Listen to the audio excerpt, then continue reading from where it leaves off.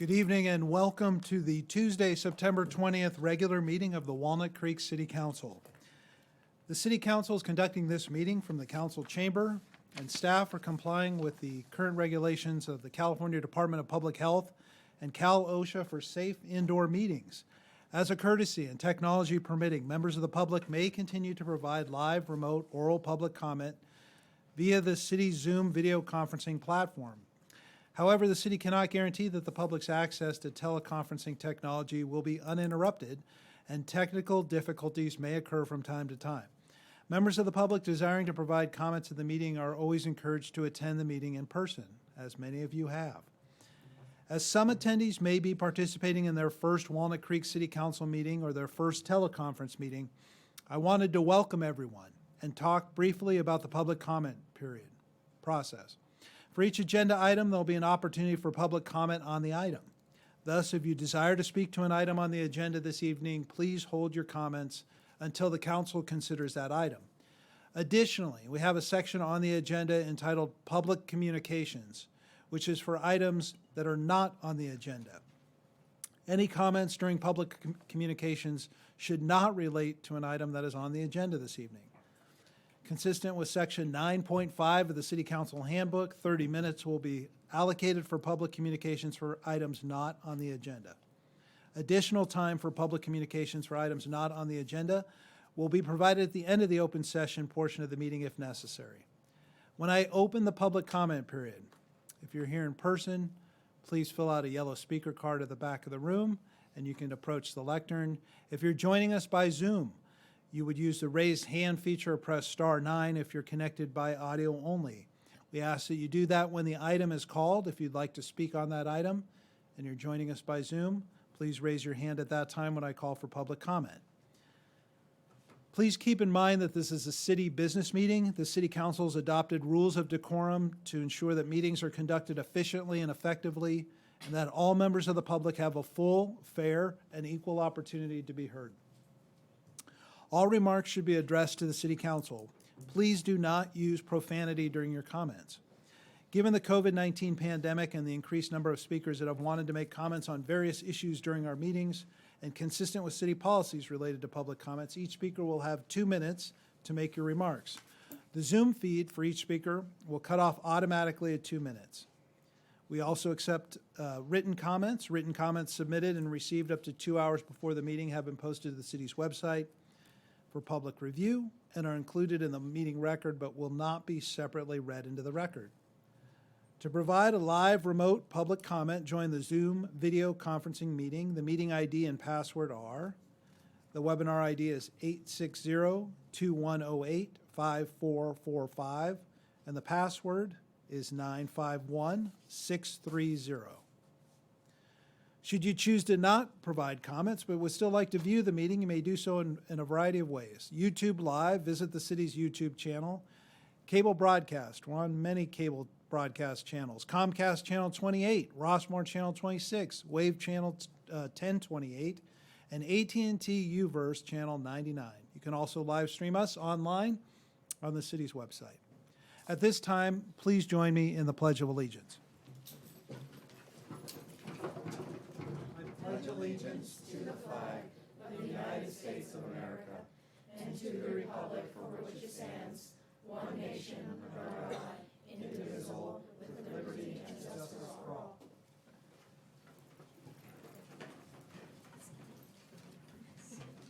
Madam Clerk, would you please call the roll? Councilmember Darling. Here. Councilmember Haskew. Here. Councilmember Wilk. Here. Mayor Pro Tem Silva. Here. And Mayor Francois. Here.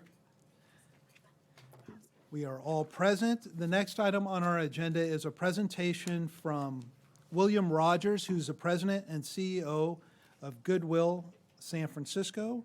And I would invite Mr. Rogers up to the podium to make his presentation, and welcome.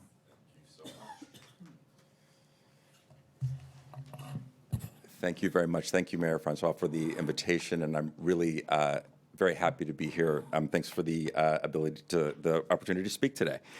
So I had the great opportunity of getting here a little bit early and contributing a little bit to the economy here, and I'm going to do some more so when I leave after this meeting.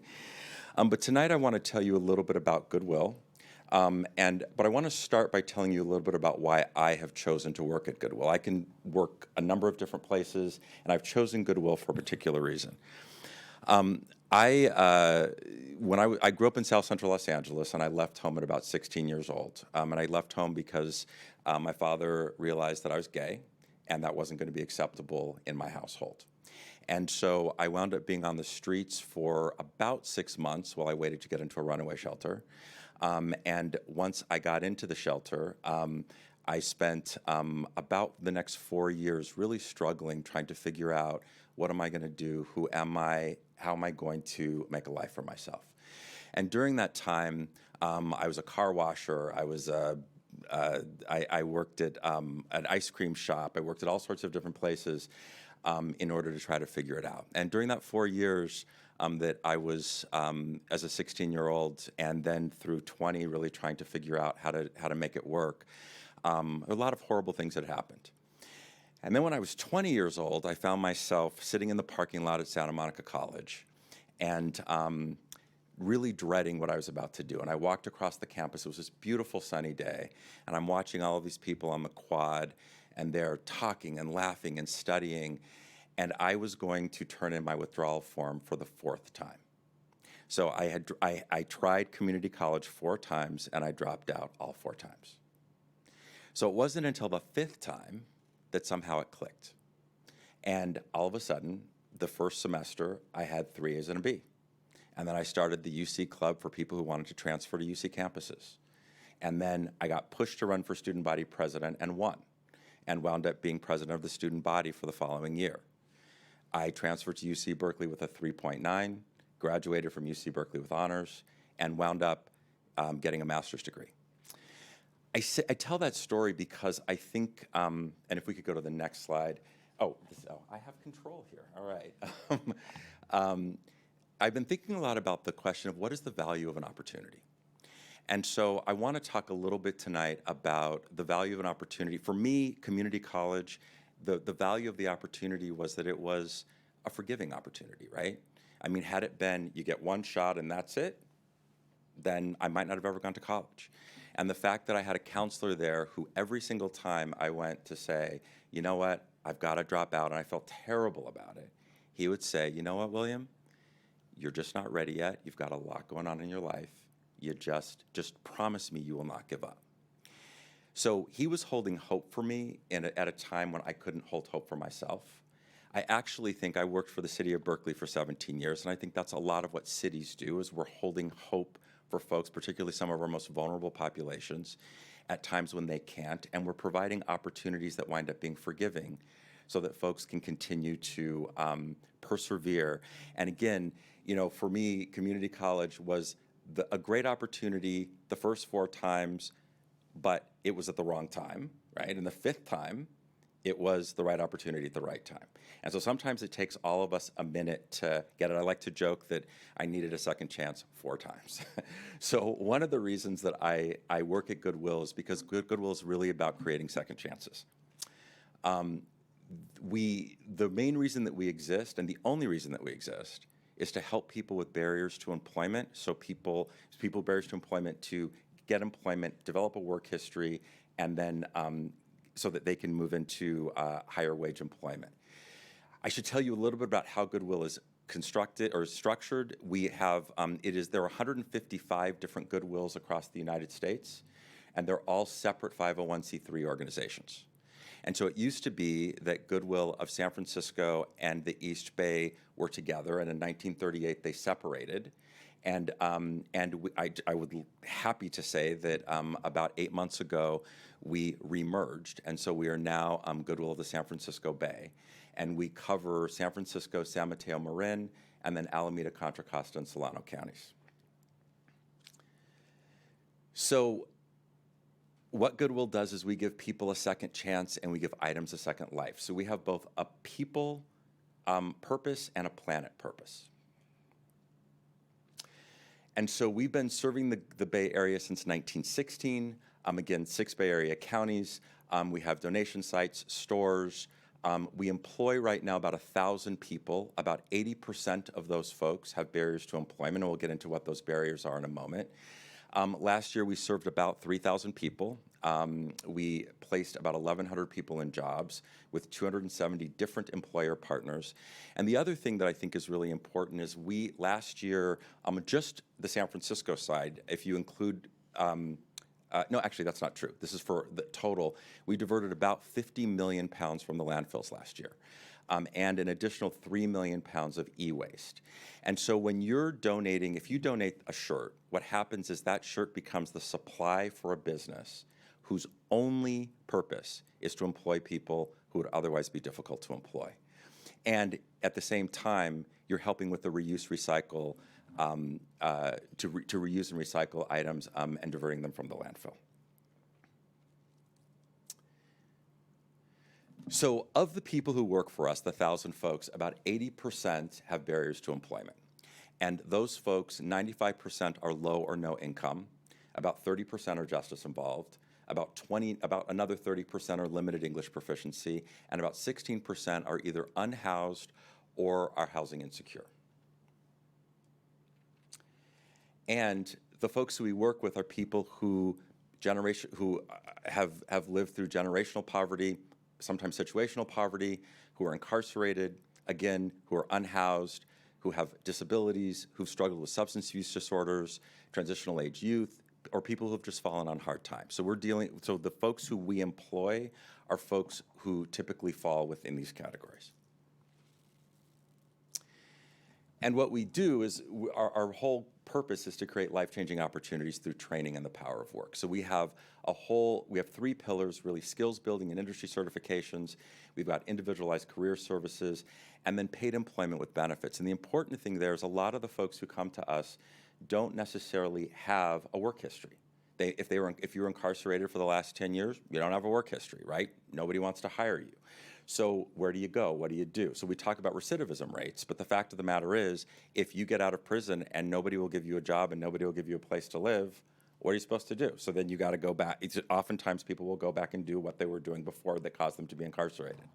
So we have a very robust program. San Francisco is very robust. We're working on bringing it up in the East Bay. The East Bay was a little behind, and so we're working on that now.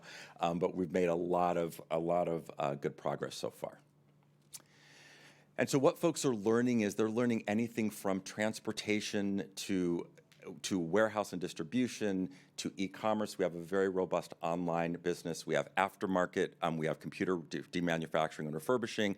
So lots of different ways that people are learning and things that they can learn and skills that they can develop in order to move into better jobs, either up in Goodwill or outside of Goodwill, so that they can move into family, employment that will help them support themselves and their families.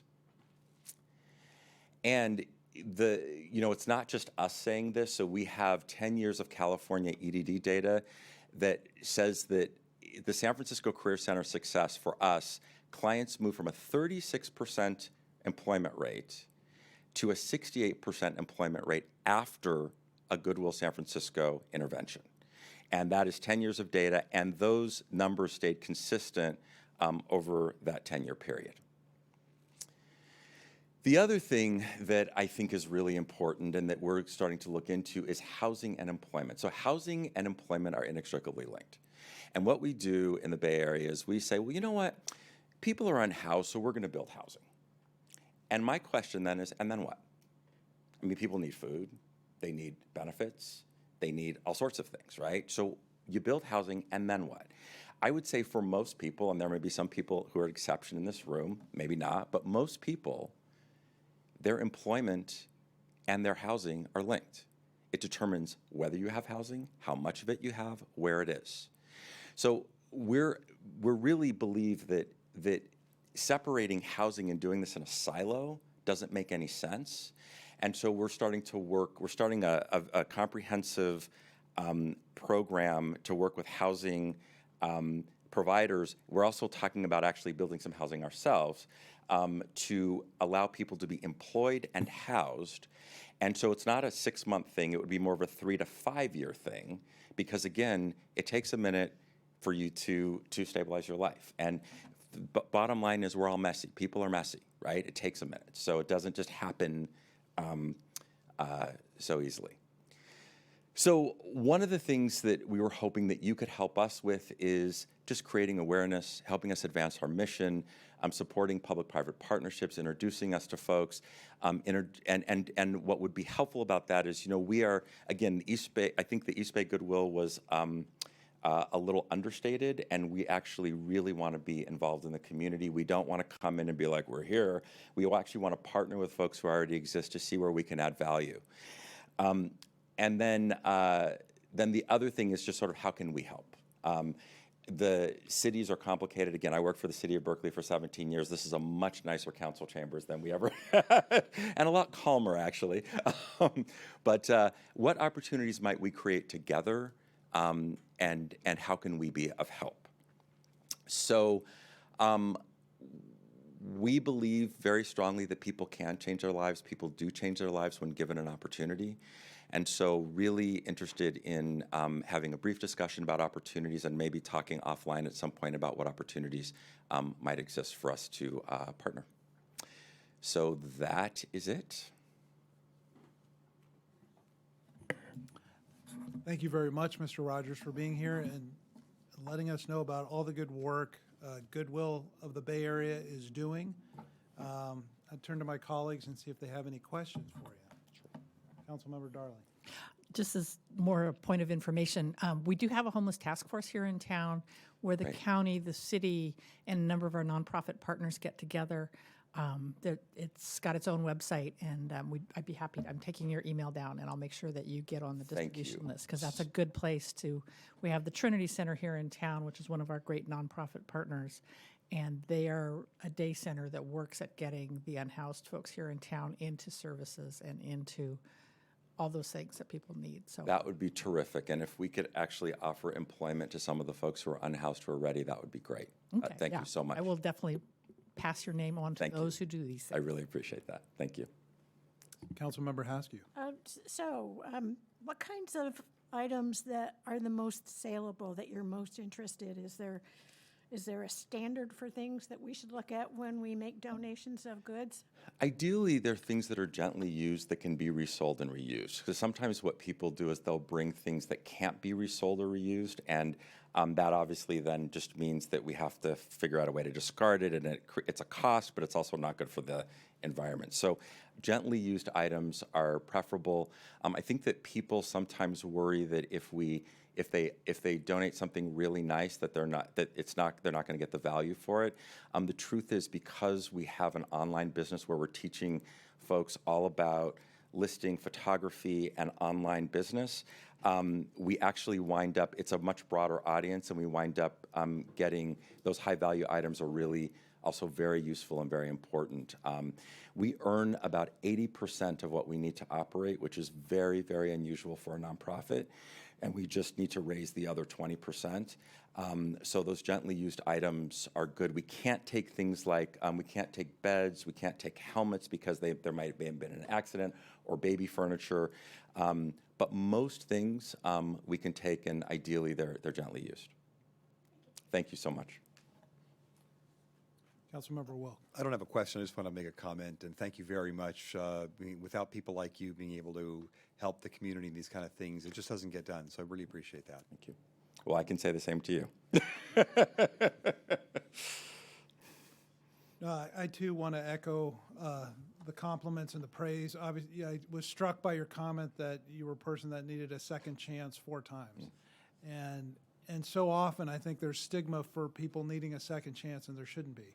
That we should be willing to give a hand out, reach a hand out to give a hand up to folks. And I appreciate the work that you're doing. I also want to give a plug. You do have a store here in Walnut Creek. Over On North Main Street, yes, we do. So obviously we'd welcome, I'm sure you would welcome donations of gently used items there. Absolutely, we would love donations of gently used items. Thank you for that. Yeah, Councilmember Darling pointed out, I think there are some synergies there with the Trinity Center, with the Homeless Task Force. We have a Community Service Day coming up on October 8th. So if any of your employees are able, willing that day, we'd love to see you out in the community with us and get to know you better, and really appreciate you being here. Thank you so much for having me. Thank you. Thank you. So So next on our agenda is a presentation on, for the Youth Leadership Commission. We have new youth leadership commissioners, and we're excited about meeting them, and I would invite the youth representatives to make the presentation.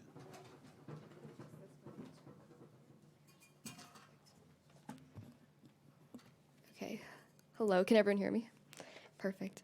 Hello, everyone. My name is Propti, and today the new Youth Commission for the 2022 to 2023 term, along with some special guests, will be introducing themselves. So, starting off with who we are and a little bit of background, the purpose of the Youth Leadership Commission is to engage the future leaders of Walnut Creek by encouraging youth to take an active leadership role in the community. Commissioners interact with and learn about Walnut Creek local government, complete a policy or service project, and provide a youth perspective on issues within the community to City Council.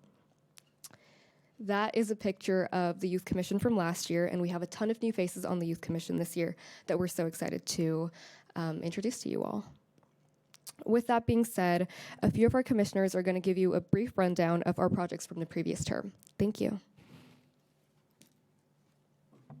Good evening, council members. My name is Rebecca Joseph, and I will be presenting about the Seat at the Table initiative. So, as Propti was saying, the Youth Commission takes on 3 sub-projects to help further youth involvement in our local government. And over the past 2 years, we've been working on our Seat at the Table initiative. For those of you who don't know, this initiative essentially aims to get youth more involved in our local government. We have a youth preferential voting seat on 3 of the 5 city commissions. We presented this proposal to council back in August and got the green light for a trial period. And just 2 weeks ago, we conducted interviews, and now we have Angie on, they're right behind me, Angie on transportation, we have Carlina on prose, and Sky on arts. We just saw Angie at the transportation meeting last week, and she did an amazing job. We're all really excited for what the Seat at the Table initiative will bring this year.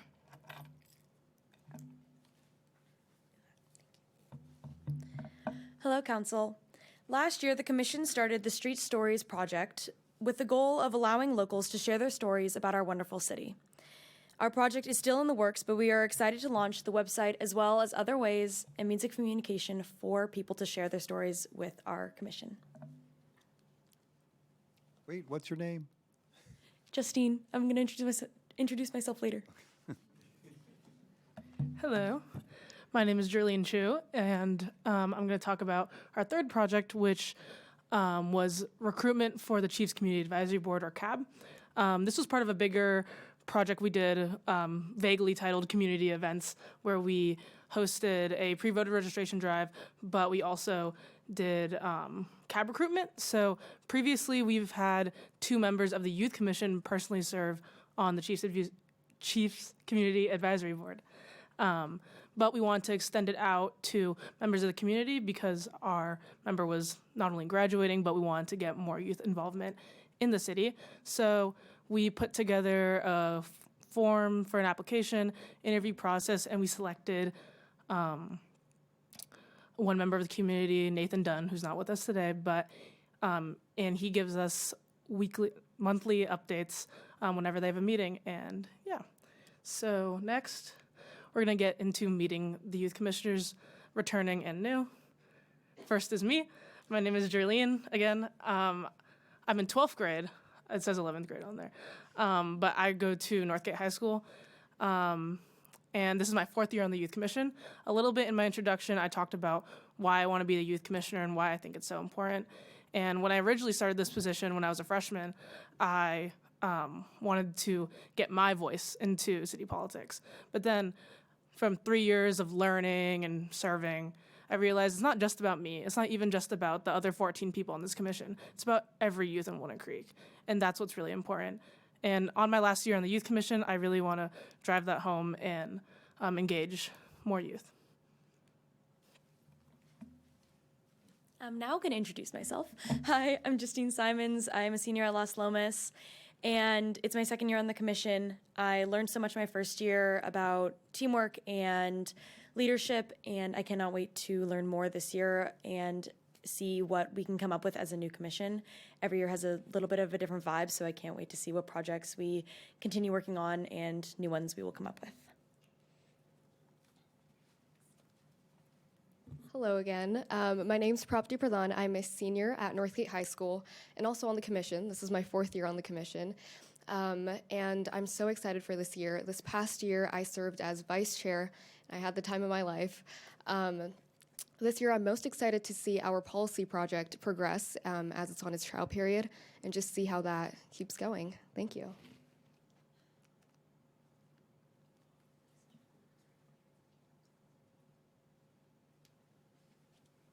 Hello, I'm Arjun Krishnan, but I'll be introducing Richard O'Donnell, who can be with us here today.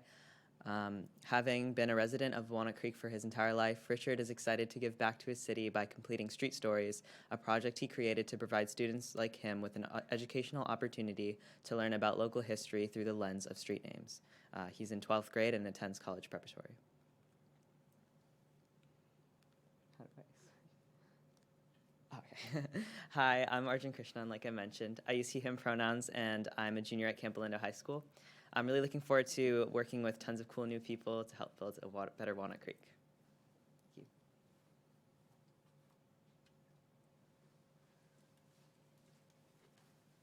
Hello, I'm Maseo Tong. I am a 10th grader, and this is my first year on the commission, and I attend Los Lomas High School. And as a youth commissioner, I'm looking forward to meeting other commissioners and looking to how we can better the Walnut Creek community.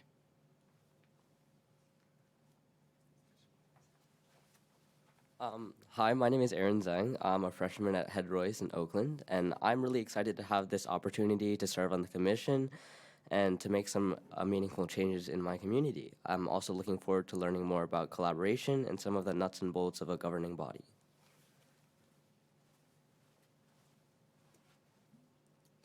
Hi, my name is Kiera Lund. I will be also representing Annika, who could not be here with us today.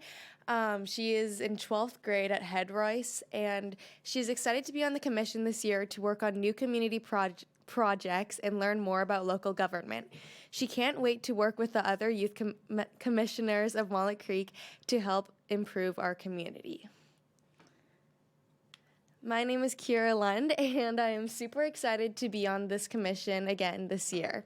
I'm looking forward to the new projects and opportunities to make a positive impact on our wonderful community here in Walnut Creek. I am in 10th grade, and I go to Northgate High School.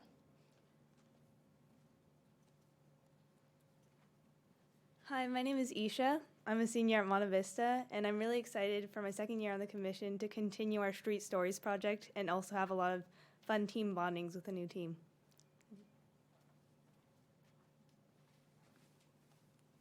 Hi everyone, thank you for giving us this time today. My name is Ella Copper. I am a junior at Northgate, and this is my second year on the commission. This year I'm excited to continue some of our projects like Street Stories and really just see them take on a new life.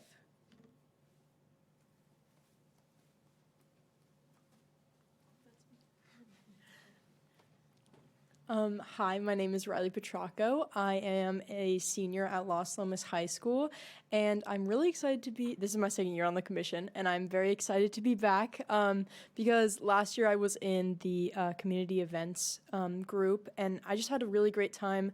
I felt like I saw a lot more of the city than I had before, even though I've lived here all my life, and I just hope that I can connect with more people. Yeah, nice to see you guys.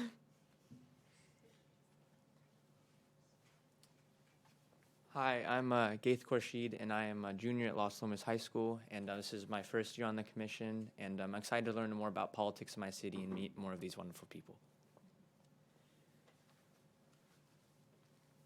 Hello again, my name is Rebecca Joseph. I'm a high school senior at Los Lomas, and I'm really excited to see the policy project grow, as well as youth commission bonding events. I joined the youth commission back in my sophomore year of high school, so when COVID was really happening, and most of our meetings were online. I believe the council meetings were online as well. So I'm really excited to do more in-person events. And Rebecca is also a member of our DEI task force.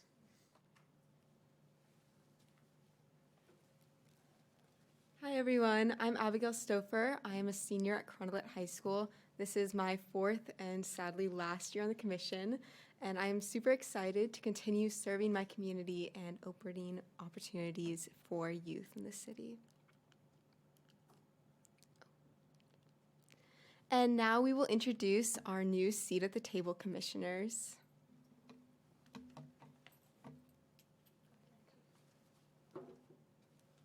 Hello, my name is Angie Yao, and I am a freshman at Northgate. And I guess a couple things about me is that my hobbies include crocheting, baking, and drawing. And I like to bike around Walnut Creek, and I look forward to serving on the Transportation Commission and just being able to improve Walnut Creek.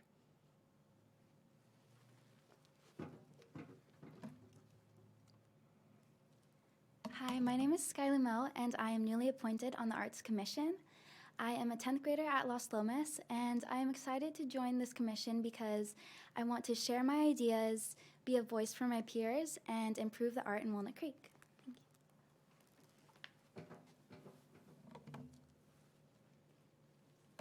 Hello, my name is Carlina Meyer. I am a sophomore at Carondelet High School, where I am also a student athlete. I play softball and rugby and am also involved in Model United Nations. I am incredibly excited for this opportunity and look forward to learning more about the inner workings of city politics and to create positive growth and change in Walnut Creek. Thank you so much for your time.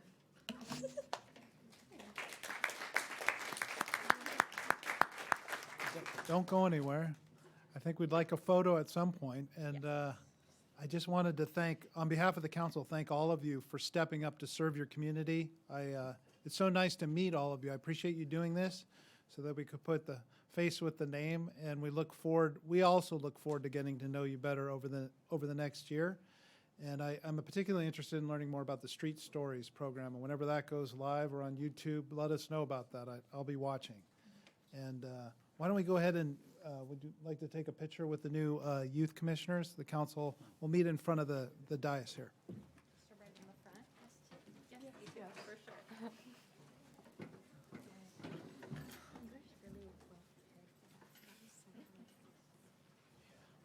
Fluff up the hair.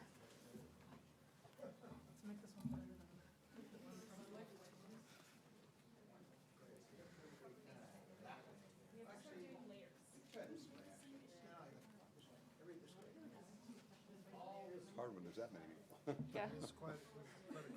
Yeah. It's gonna be a lot tighter than this, I'll tell you. A lot of people. Man.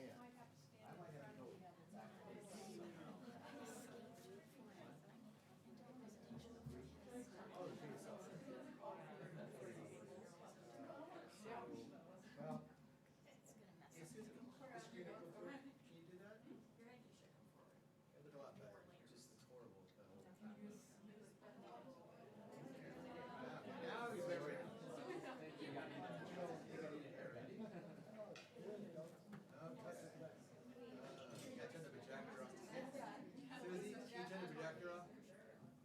All right. Get it in. Okay. And the projector is going off, so there we go, thank you. And smiles. Got it. Okay, now we want to do a shot real quick with the three commissioners. Okay, 1, 2, 3, all right. And maybe the council three commissioners? I'll give it a kiss. Okay.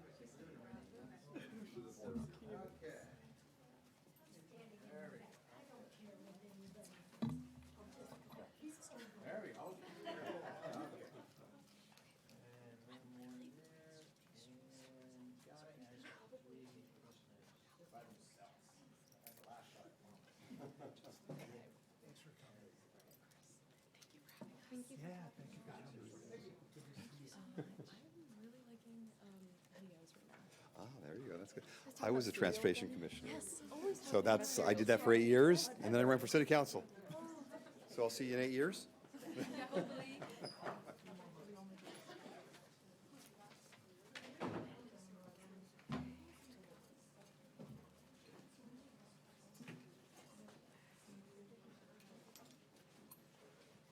All right, always great to see the youth commissioners and appreciate the feedback and how much they're giving back to our community. Thank you.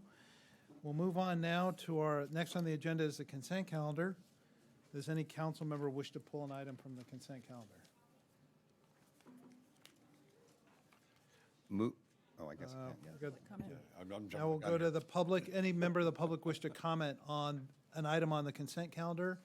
If you're here in person, please come to the lectern. If you're joining us by Zoom, now would be the time to raise your hand or press star 9 if you're connected by audio only to make a comment on the consent calendar.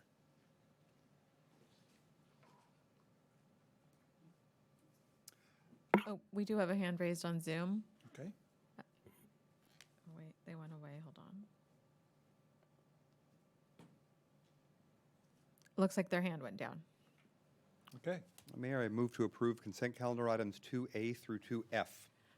I will second with the note that the motion includes the minor change to the minutes, which is item 2A.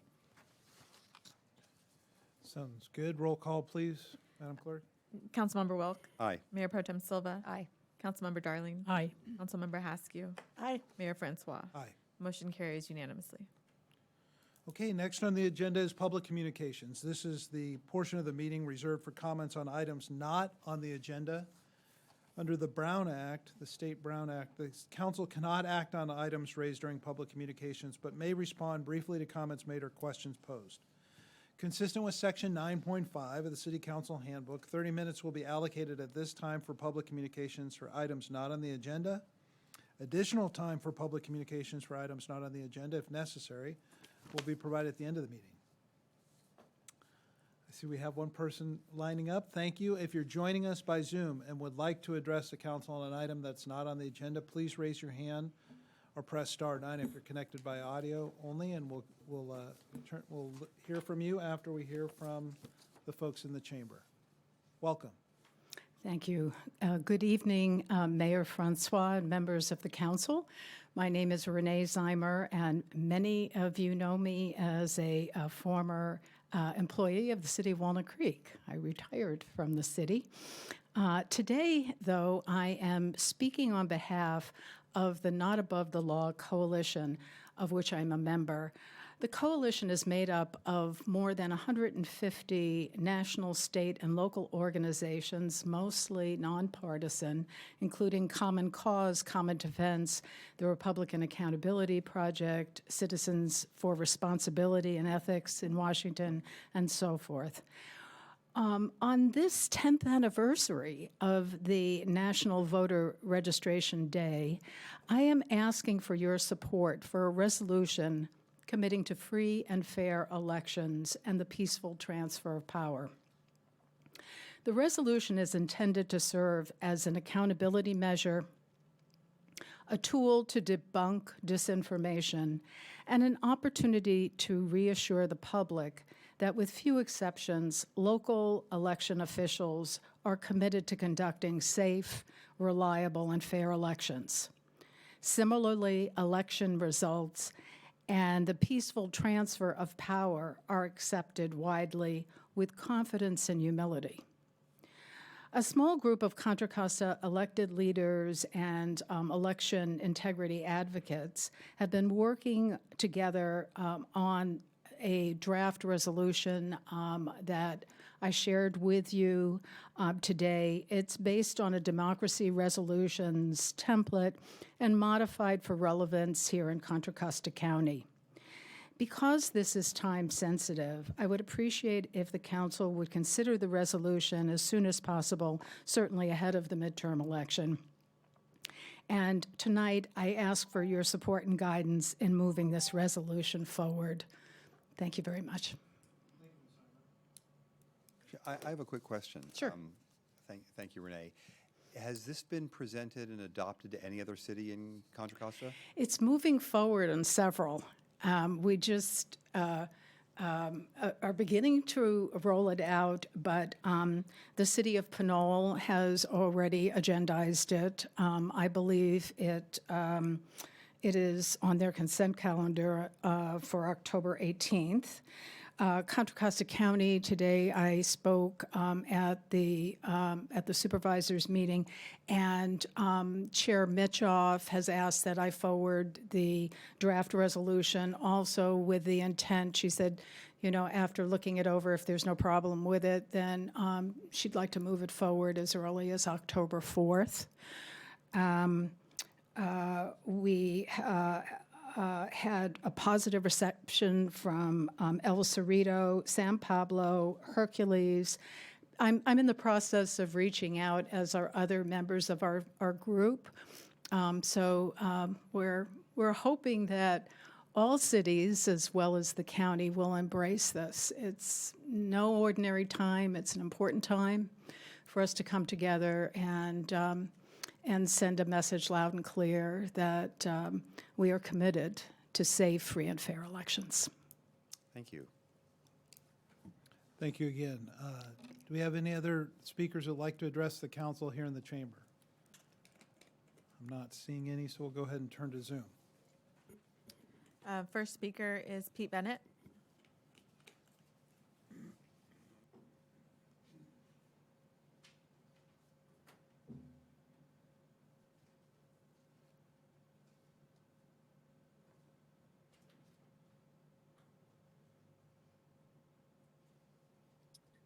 Okay, thumbs up. You can hear me, right? Okay. My name is Pete Bennett. It's been a long journey, everybody. I think you know my story by now. Just to start off, a little bit of a message about who I am. I run a blog about police corruption. One of them is called cnetscandal.com. The other one is called pgewitness.com. And another one's called Bay Area Homeless. Behind me is a nice place that somebody gave me sort of free and a good deal. I'm going to lose it in about a week. I still haven't received a single police report for almost 20 years worth of incidents. I'm hoping that something will change. Now, you have received those emails from me, I hope, about the stalking. That stalker that has been following me forever accidentally took a screenshot of his phone or her phone, and it turns out they're a Lyft driver. So you can narrow it down. I was hoping that maybe somebody would figure that out. Onward, you know, the attack in the library in Walnut Creek 3 years ago, almost 4 now, changed the course of my health for years. I tried to get an attorney, and he was shot dead down in San Bernardino. In fact, that's the story of my life. And I even went to Dreamforce to work on Sunday. I was kicked out by the end of the day. They had me on what's called a BOLO. I'm sure you know what that means. And that's because when I left the Oracle World 2019, about 60 days later, I'm in the hospital from being strangled. I was thrown out of. Thank you, Mr. Bennett. Next speaker. Next speaker is Barbara Guinness.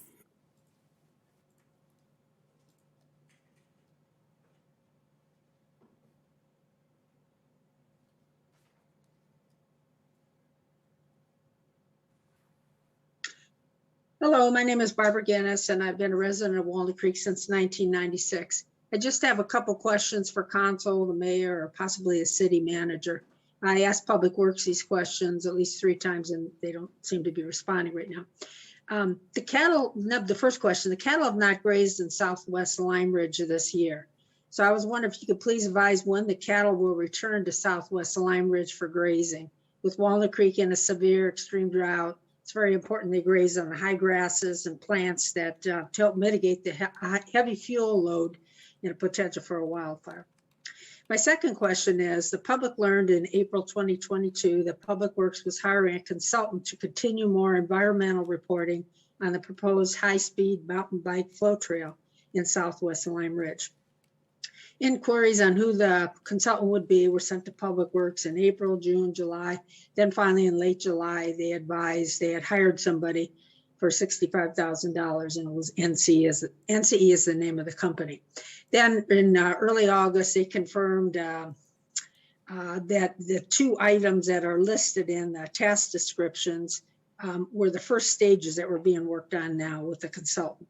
First one is meetings, coordination, peer review. The second one is public outreach and scoping. So I've had 3 more inquiries in August and September to Public Works, but they've not provided any information on these 2 beginning stages, which I just stated.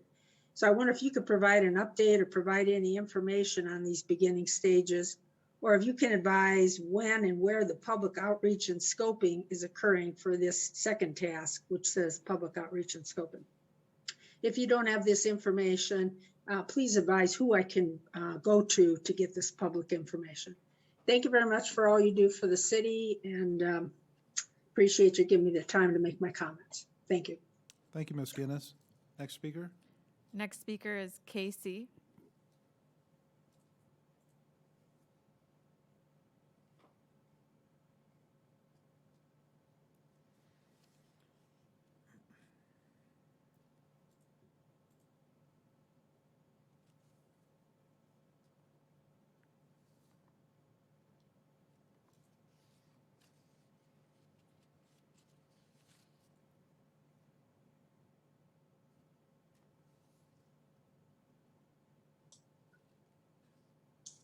Hello, can you hear me? Yes, we can. Good evening. Okay. I'm Charles Clancy, retired GIS analyst and 48-year Walnut Creek resident. Using USGS and County Speaker project data, I create maps and other graphics to help Save Seven Hills Ranch understand the speaker proposal and respond to the DEIR. The parcel is under county jurisdiction, but is next to Heather Farm Park, several Walnut Creek neighborhoods, and Seven Hills School. Seven Hills Ranch is rolling terrain that is formed on bedrock at or near the surface, that is readily visible and is documented in the draft EIR Baez Geotechnical Group Report, Appendix G. The speaker proposal calls for grading that would excavate large volumes of bedrock. For the big apartment building and nearby villas, the entire western hill would be leveled by cutting up to 28 feet of bedrock. For the maintenance building, over 20 feet of depth of bedrock would be cut from the existing hill. To recontour the eastern ridge, 11 feet depth of bedrock would be removed from the top. Speaker's proposal doesn't delve into bedrock issues. The DEIR discusses bedrock under existing conditions and mitigation, but says that the impact would be less than significant impact with mitigation incorporated without specifying the mitigation. For now, we're left to consider the impact of rock hammers, cutters, rippers, dozers, and/or graders, all of which would generate lots of noise, dust, air pollution, and vibration, in some cases very close to homes. For at least a year, the site would resemble a quarry, especially if cut bedrock is processed on-site for use as fill. Speaker predicts that 75,000 cubic yards of material, perhaps including bedrock, would be exported. This would require thousands of heavy dump truck runs on Walnut Creek neighborhood streets and YVR for at least a year. All of this impact would be felt by.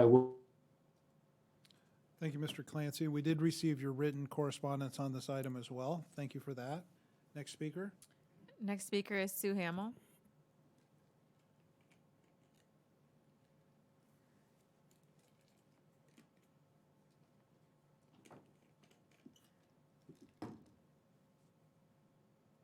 Hi, can you hear me? Yes, we can. Good evening. Okay, thank you. My first time. I'm a longtime Walnut Creek resident speaking in support of Ms. Zeimer's free and fair elections resolution proposal. I'm a volunteer poll worker here in Contra Costa County, so I've seen firsthand the efforts that are made to ensure that ballots are securely cast. It's a serious chain of custody process, but I've also heard voters at a polling place loudly challenge that the process is secure. These doubters may have a baseless message, but it sneaks in and starts to undermine people's trust in the process. Frankly, it's a little annoying, and I wish these doubters would take the time to be a volunteer poll worker because it would change their mind about the integrity of the process. But I don't think that's going to happen. So a strong statement about our commitment to the integrity of the process would be most welcome. I urge you to agendize and pass this resolution. Thank you. Thank you, Ms. Hamill. Next speaker. Next speaker is OG Stragutz.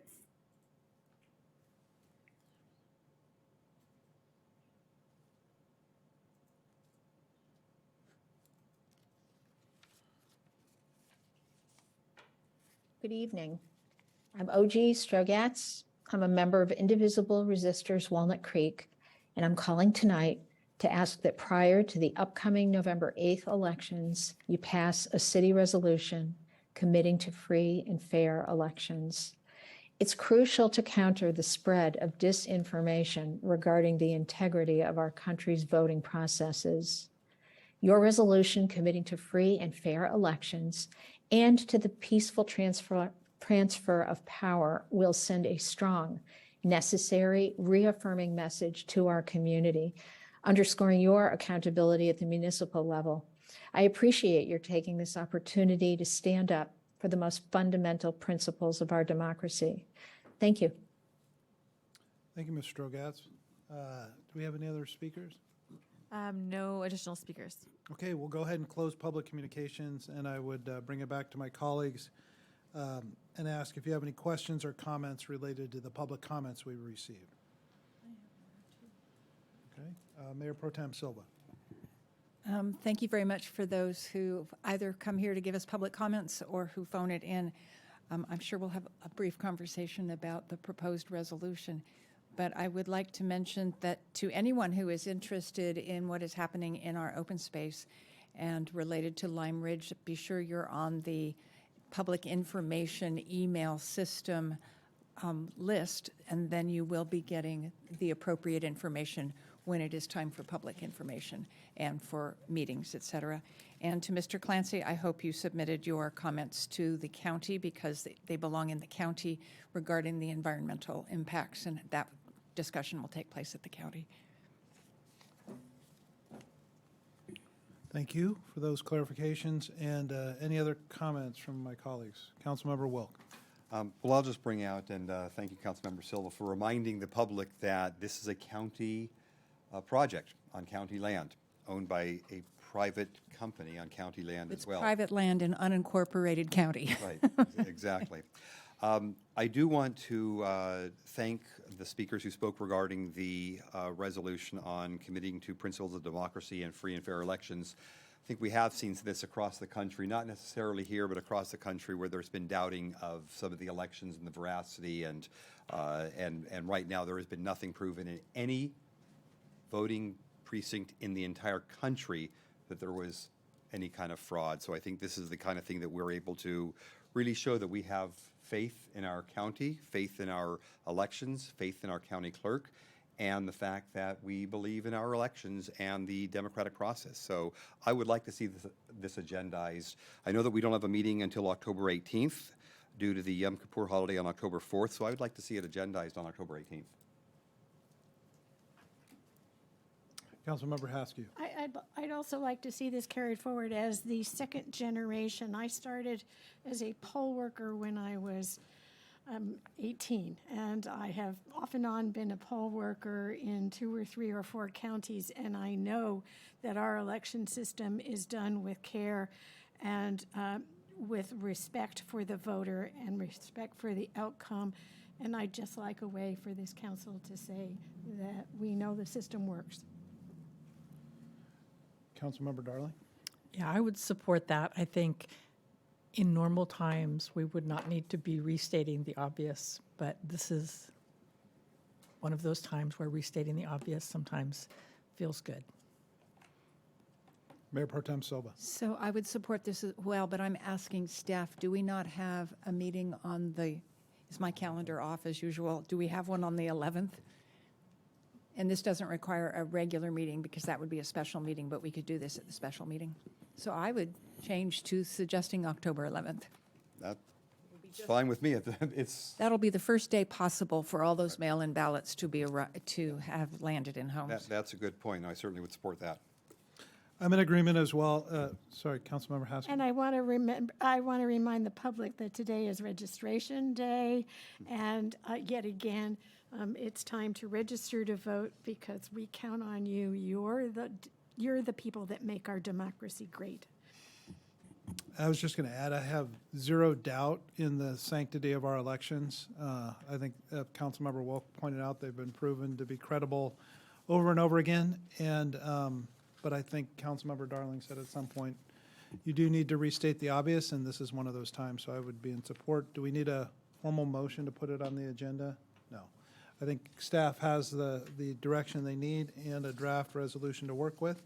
So that would come back on our October 11th agenda. Great. So we'll move on then to council member and staff announcements, reports on activities or requests, closed session announcements. Madam City Attorney, do we have any? No closed session announcements, Mayor. Thank you. City manager reports. Mr. Buckshot. I do not have an update this evening, Mayor. Okay, moving on to council member reports. They're staring each other down. I'm going to start with council member Haskew. It's fun to go first.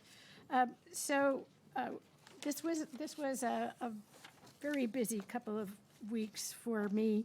In addition to the fact that we all went to the conference, the League of Cities Conference, Cal Cities Conference in Long Beach, and I would like to tell you, they actually had things that I could use. It was pretty exciting, especially about the safety of pop-ups and how to help design them. And so I'm going to have a very strong opinion about what we do in the future.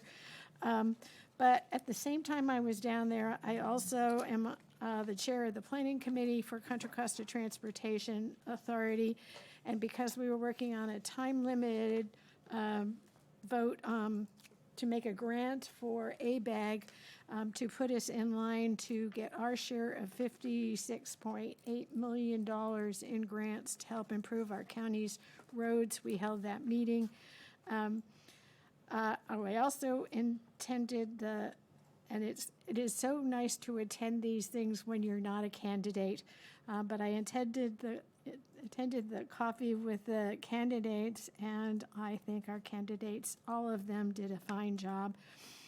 I mention this not because it's particularly a city thing, but Lumen Hughes Memorial was a week ago, Saturday. He and his family have been serious founders and supporters of so many of our city things, such as Ruth Bancroft Garden, the symphony at the Lesher Center, all kinds of things. And so it was in one sense a sad occasion and in one sense a happy occasion, because there were so many people that were part of our city. So it was like a meeting of all of those. And then, just because I had nothing else to do, I had to go to a Contra Costa Transportation Authority retreat that went on for 2 days. The first day was when we were envisioning the future transportation, and there were some pretty incredible ideas. And all of us got together and brainstormed, and some of them were unexpected as well. So part of our job is to figure out which of those that we're going to pursue. And the other thing that kind of touched my heart, which isn't the right word, but it touched me that so many people said nobody knows about Contra Costa Transportation Authority. They think that all of our roads are funded and done by Caltrans, and so the fact that we found funding and we're organizing the Highway 424, the one that goes to East County, the overpass, Highway 4, I guessed right the first time, Highway 4, and we figured out how to get money from the federal government, the state government, and anybody else that would pass, in addition to the sales tax that helped form the Contra Costa Transportation Authority. So you can count on me mentioning the Contra Costa Transportation Authority at least 2 to 3 times a meeting, because we're going to know about us in Walnut Creek. I'm done. That's great. Thank you. Councilmember Wilk. Thank you. Yeah, well, as Councilmember Haskew said, we were at the Cal Cities conference in Long Beach a couple of weeks ago, and it was amazing, not just the turnout, which was terrific, but the sessions, which were so timely and so involved with what we're actually doing right now. Things like sessions on fire and crime, and discussing Prop 47, which really goes to, yeah, do we need to do reform on Prop 47? Obviously, that was a vote by the people, so that would have to go back to the state of California as well.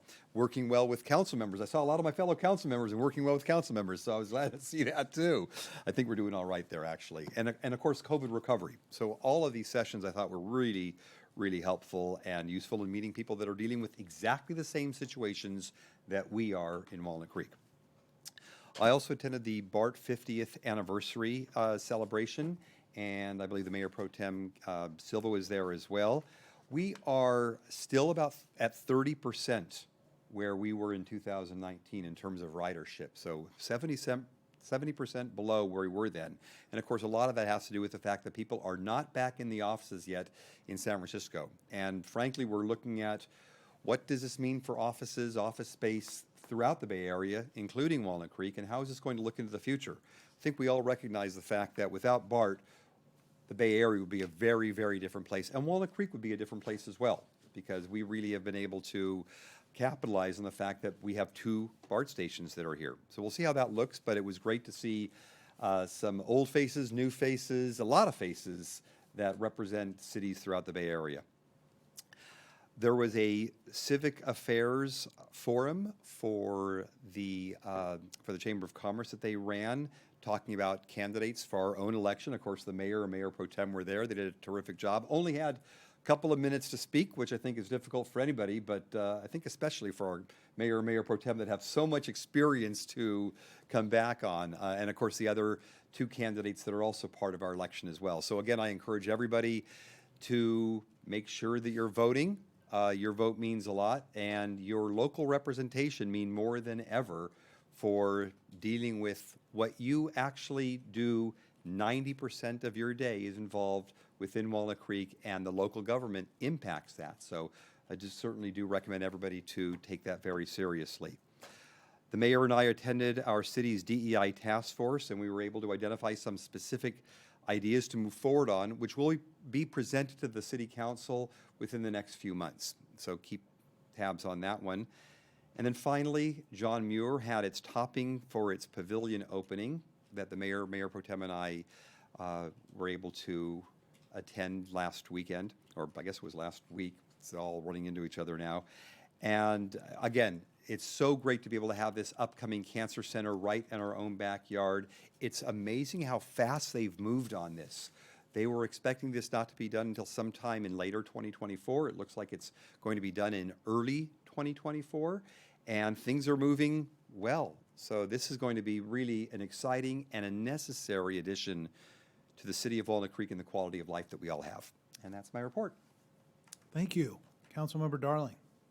Thank you. So I too enjoyed Cal Cities. It's always fun to hear what else everybody else is dealing with. And I wanted to recognize Mayor Pro Tem. She cracked the whip for the entire year on those folks at Cal Cities as president. And she makes the trains run on time. And it was a great conference. Staff, it takes a huge village. Yeah. The other Chamber of Commerce presentation recently was civic affairs, and our police chief and the deputy district attorney did a great presentation on talking about crime that in Walnut Creek and how the 2 are working together. They gave us a great update on some of the Rolex watch robberies that had been troublesome, and I think we're seeing good progress there. I also went to the regular chamber meeting. There's a lot of the normal stuff starting to happen again. The ice rink will be back this year with full-on birthday parties and everything. Oktoberfest, Trick or Treat, Lindsay Wildlife Museum bash at the end of this month. A lot of good things coming back. This morning, the mayor and I had, or this afternoon, I don't know, it's a long day. We had the Public Education Subcommittee, and we had a great presentation on the seat at the table from the youth commissioners, and the staff said that at the first Transportation Commission, the new youth commissioner really came up with some great insight, so that was good. But we also got a great presentation from our transportation department about the Safe Routes to School plan that they are just starting on. They are going to reach out to a lot of the parents, a lot of the schools. They're going to do a lot of data collection to try to help us figure out on a more programmatic basis where we can really make changes in the streets in our city to make students safer to get to school by walking, rolling, getting out of the cars. And then the last thing I did it was this morning, East Bay Leadership Water Environment Task Force. My old boss, Felicia Marcus, came to town, and she's just a ball of fun to listen to. She gave an overview of 5 recycled water case studies that she has written a paper on. She's a visiting professor at Stanford now. And the case studies are all over the United States, everywhere from Chesapeake Bay down to Southern California. And she had something that she said was really kind of one of the key things that made things work in these. And she said it was working with water recycling typically involves wastewater, it involves who's using the water, it involves the water district, it involves the city. And she said partnerships was the key thing. And she had a great way of explaining it. She says, we're all dealing with the same pair of pants, we're just in different pockets, and how you get people to recognize we're in the same pair of pants. It was a key to one of those 5 case studies that she presented. So that's my report. Actually, I just wanted to quickly interject something that Councilmember Darling had mentioned regarding the civic affairs and hearing from this terrific hour from our own police chief as well as the DA's office. And I really encourage anybody, you can go back in the recording and you can view that for yourself, because that gives the accurate facts and some details and what happens after somebody's arrested. And this was really great factual information. I encourage you to go there and not just pay attention and not just look to see what's happening on Nextdoor, Facebook, or social media, where people who may think they know something and there's a lot of false information that's spread around, a lot of misinformation. I encourage you to go to the Chamber of Commerce website and check that out, because that's the real facts. And if there's questions that come from that, then our own police department as well as the DA's office can answer those questions that come directly from those facts. But thank you for bringing that up, because that's a great point. Good advice. Mayor Pro Tem Silva. Thank you very much, and thank you to my colleagues for joining us at the annual conference for the League of California Cities. It was held in Long Beach from September 7th through 9th. I did not get to participate in many of the sessions like you all did, so I'm glad they were good and that you were able to take full advantage of them. I seemed to have a different agenda than most other people. But I will say, at the end on Friday was the General Assembly, which is the annual meeting of all of the cities that are members of Cal Cities. And there are 479 cities that are members. And we had a robust discussion over Thursday and Friday on housing law and how to retain local authority. And then we also approved the bylaws changes that you all looked at the last meeting. So thank you for the time that you took on those bylaws changes. I would like to add on to the Civic Affairs Forum from this last week, just to say that I wanted to, and Chief Knox has left for the evening, but I just wanted to say, if Chief Knox watches this, that his participation in that was very, very much appreciated. I serve on the advisory committee, or the steering committee, for the Civic Affairs Forum. I would announce, since we won't have another meeting this month, that the next Civic Affairs Forum will be Tuesday, October 11th from 9 to 10 a.m., and it will be a forum for the candidates for District 4 Supervisor.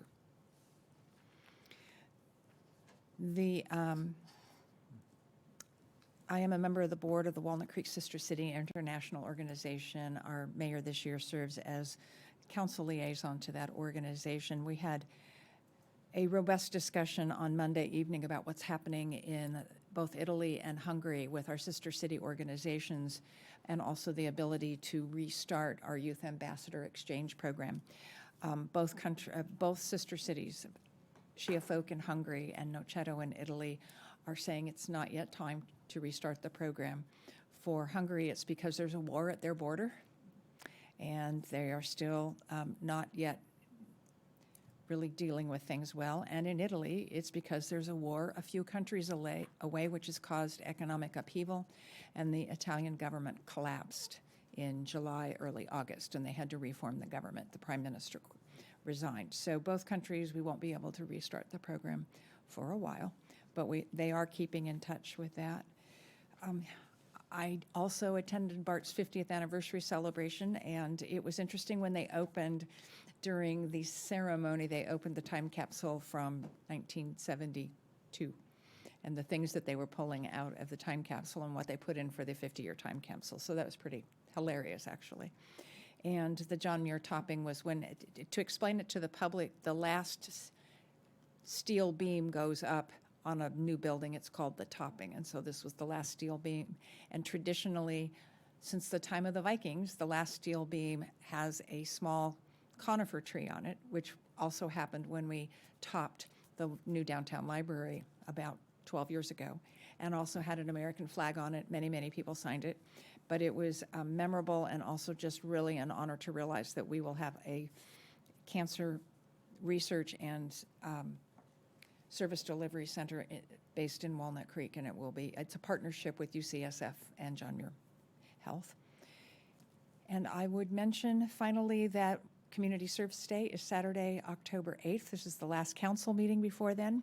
Sign-ups are currently going on. We're about 50% full. We still have room for people to volunteer at many of our schools, in our parks, and local neighborhood food drives. So go to walnut-creek.org/service, or just wait to see the photo on the homepage of the website, roll by and click on it. And I hope to see you there that Saturday. Thank you very much.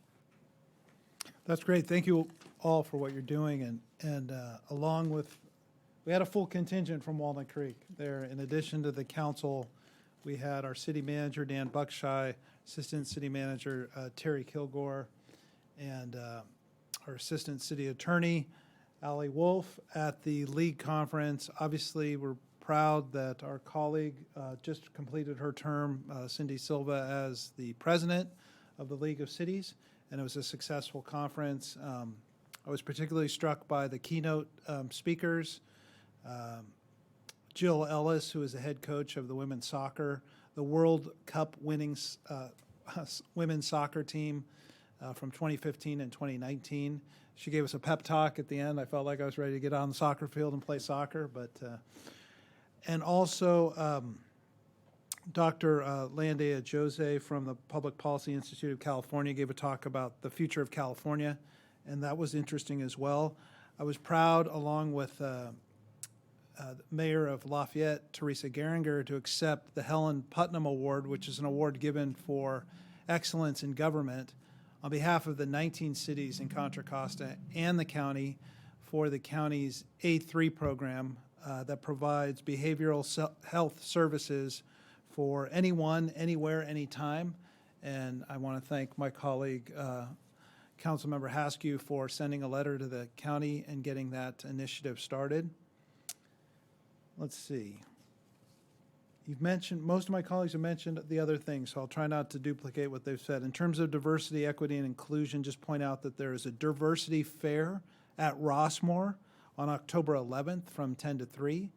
I believe if you go to the gate and say you're there for the diversity fair, you should be able to get in. And if you have a problem, just say the mayor said you could get in. There's a diversity fair, Rossmore, October 11th, 10 to 3. I serve on an ad hoc committee for Recycle Smart. Recycle Smart is the joint powers authority that Walnut Creek is a member of, along with other cities in Central County and the county, that provides the trash and recycling services. And we are in the process of recruiting for a new executive director. We're very pleased with the candidates that we received, and we'll be continuing the interview process with the full board in early October. And then the only other item I want to point out is I had the pleasure of welcoming PAC 248, the Cub Scouts, here to the chamber earlier today, and got a lot of great questions. They were excited to see the police cars and talk to Officer Hall, and we had a good visit. So with that, we'll go ahead and move on to our consideration item. We have one consideration item tonight entitled Draft Sixth Cycle Housing Element. And at this time, I would invite staff to make their presentation.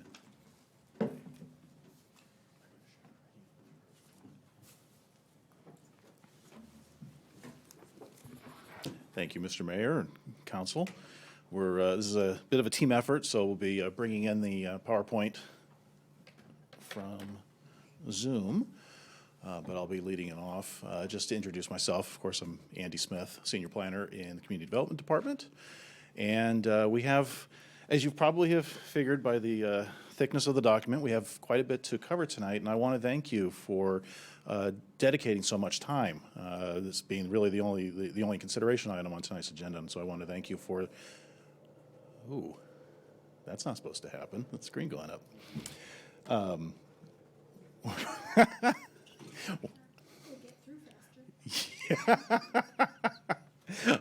to thank you for dedicating so much time to this subject matter. As I mentioned, we have a fair bit to go through, but we will be very efficient in that. And actually, I want to start off by saying that we have a lot of good news, really, to provide to this council. And that really is the result of many years of strong leadership from this and previous councils that we're benefiting and continuing to benefit from today. And I'm being told that the Zoom gods are working. We will have some stuff on the screen in a moment. Also tonight we have some policy considerations for this council to consider and weigh in on with regard to this document. And I'm being told to. I'm not as good as Johnny Carson Vamp. at this. There we go. There we go.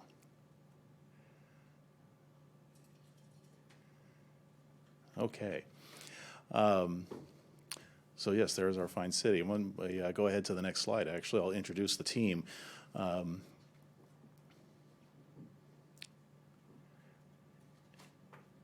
There we go. So this is the core team that's working on the housing element update.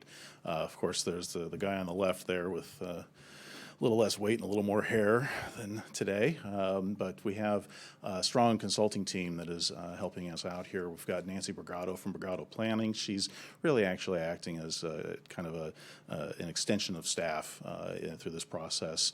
And then we have Hida Mosesman and Orlando Martinez from Harrison Associates, which are the main housing element update consultants. And of course, they have a strong team behind them, as frankly do I, above, next to. And I do actually want to make a particular mention here in the House tonight. We have Shaluna Vian, who is our assistant housing planner, who has been, is our expert on really all things housing and our housing programs and policies, and has put a great deal of work into this as well. And the assistance work and leadership from our community development director, Erica Vandenbrand. And with that, I'm actually going to go ahead and turn this over to Hida to take the next portion of this presentation. Thank you, Andy, and good evening to the mayor and members of the city council. As Andy said, I am Hita Mosesman. I'm vice president of community development and housing with Harrison Associates. We are the city's housing element consultant. And I wanted to start by going over some of the background housing element requirements. It is required by state law. It is an element of the city's general plan that needs to be updated every 8 years, again, by state law, to reflect changes in housing demand and legislative changes. The city does receive an allocation that it must plan for in number, and we'll go into the specifics of that number on the next slide. That number originates with the state of California and then flows through ABAG, who then allocates a certain number of units to each jurisdiction in the region. So that allocation that I spoke of is the Regional Housing Needs Assessment, or RHNA, that I'll refer to during the presentation. This table really presents what the RHNA is for Walnut Creek. And again, this came directly from ABAG. You've got 5,805 units. And as you can see, they're in different income categories that are based on the gross income of households as compared to the area median income, or AMI, of the county, in this case, Contra Costa County. So for example, a low income household would be one that has a gross income that's 51 to 80% of the area median income of Contra Costa County. You can see there are various income categories that must make up the RHNA. And additionally, HCD, or the State Department of Housing and Community Development, their guidance requires that there must be an extra buffer amount of units, 15 to 30% above this RHNA sort of minimum, which really brings the requirement for the housing element to a little over 6,300 units. The sites inventory in your housing element is a very critical chapter because it lays out the specific properties where housing is planned. It has a specific number of units for each site, and it has the income categories for those units on each site as required by state law. We also have in the housing element Appendix C, which is sort of like an Excel spreadsheet in an HCD required template that provides lots of information about each one of the sites. So as I said in the earlier slide, you need to accommodate at least 6,333 total units at different levels of affordability for the next 8 years. Through the analysis that we conducted, taking into account things like market data and market research, assessed value of improvement and land, vacancies, and property owner interest, as well as building age, we were able to identify 121 sites that have a capacity for a total of 6,521 units. A little over 3,100 of those units would be for lower income, meaning very low and low income households. The good news is the city is not anticipating any rezoning because of the city's very proactive planning efforts over the last several years and sort of that forward thinking to accommodate higher densities and more housing units. This slide depicts those 121 sites in terms of the city boundary. And as you can see, many of them are clustered in the downtown core area, which is near transit and jobs, which is very aligned and consistent with state planning guidance to achieve state initiatives such as climate and affordable housing. There is a chapter on resources that are available to further housing efforts, both planning and implementation efforts as well. Just to start out with the buckets of those, federal, state, regional, and local. From the federal standpoint, the city does get CDBG or Community Development Block Grant monies every year from the federal government that can be used for housing. The city has also obtained 340 housing vouchers that can be used for affordable housing units from the county. On the state level, the city has really been successful in securing a number of state grants to do things like pre-designed ADU plans to facilitate and incentivize ADUs, to doing objective design standards, a parking study, and funding for homeless services, as well as, so really the planning and the implementation of with an affordable housing focus. We anticipate other grants will be available on an annual basis as we move through the 8-year planning period. There are funding sources available regionally, for example, the Advancing California Financing Authority and the One Bay Area organization.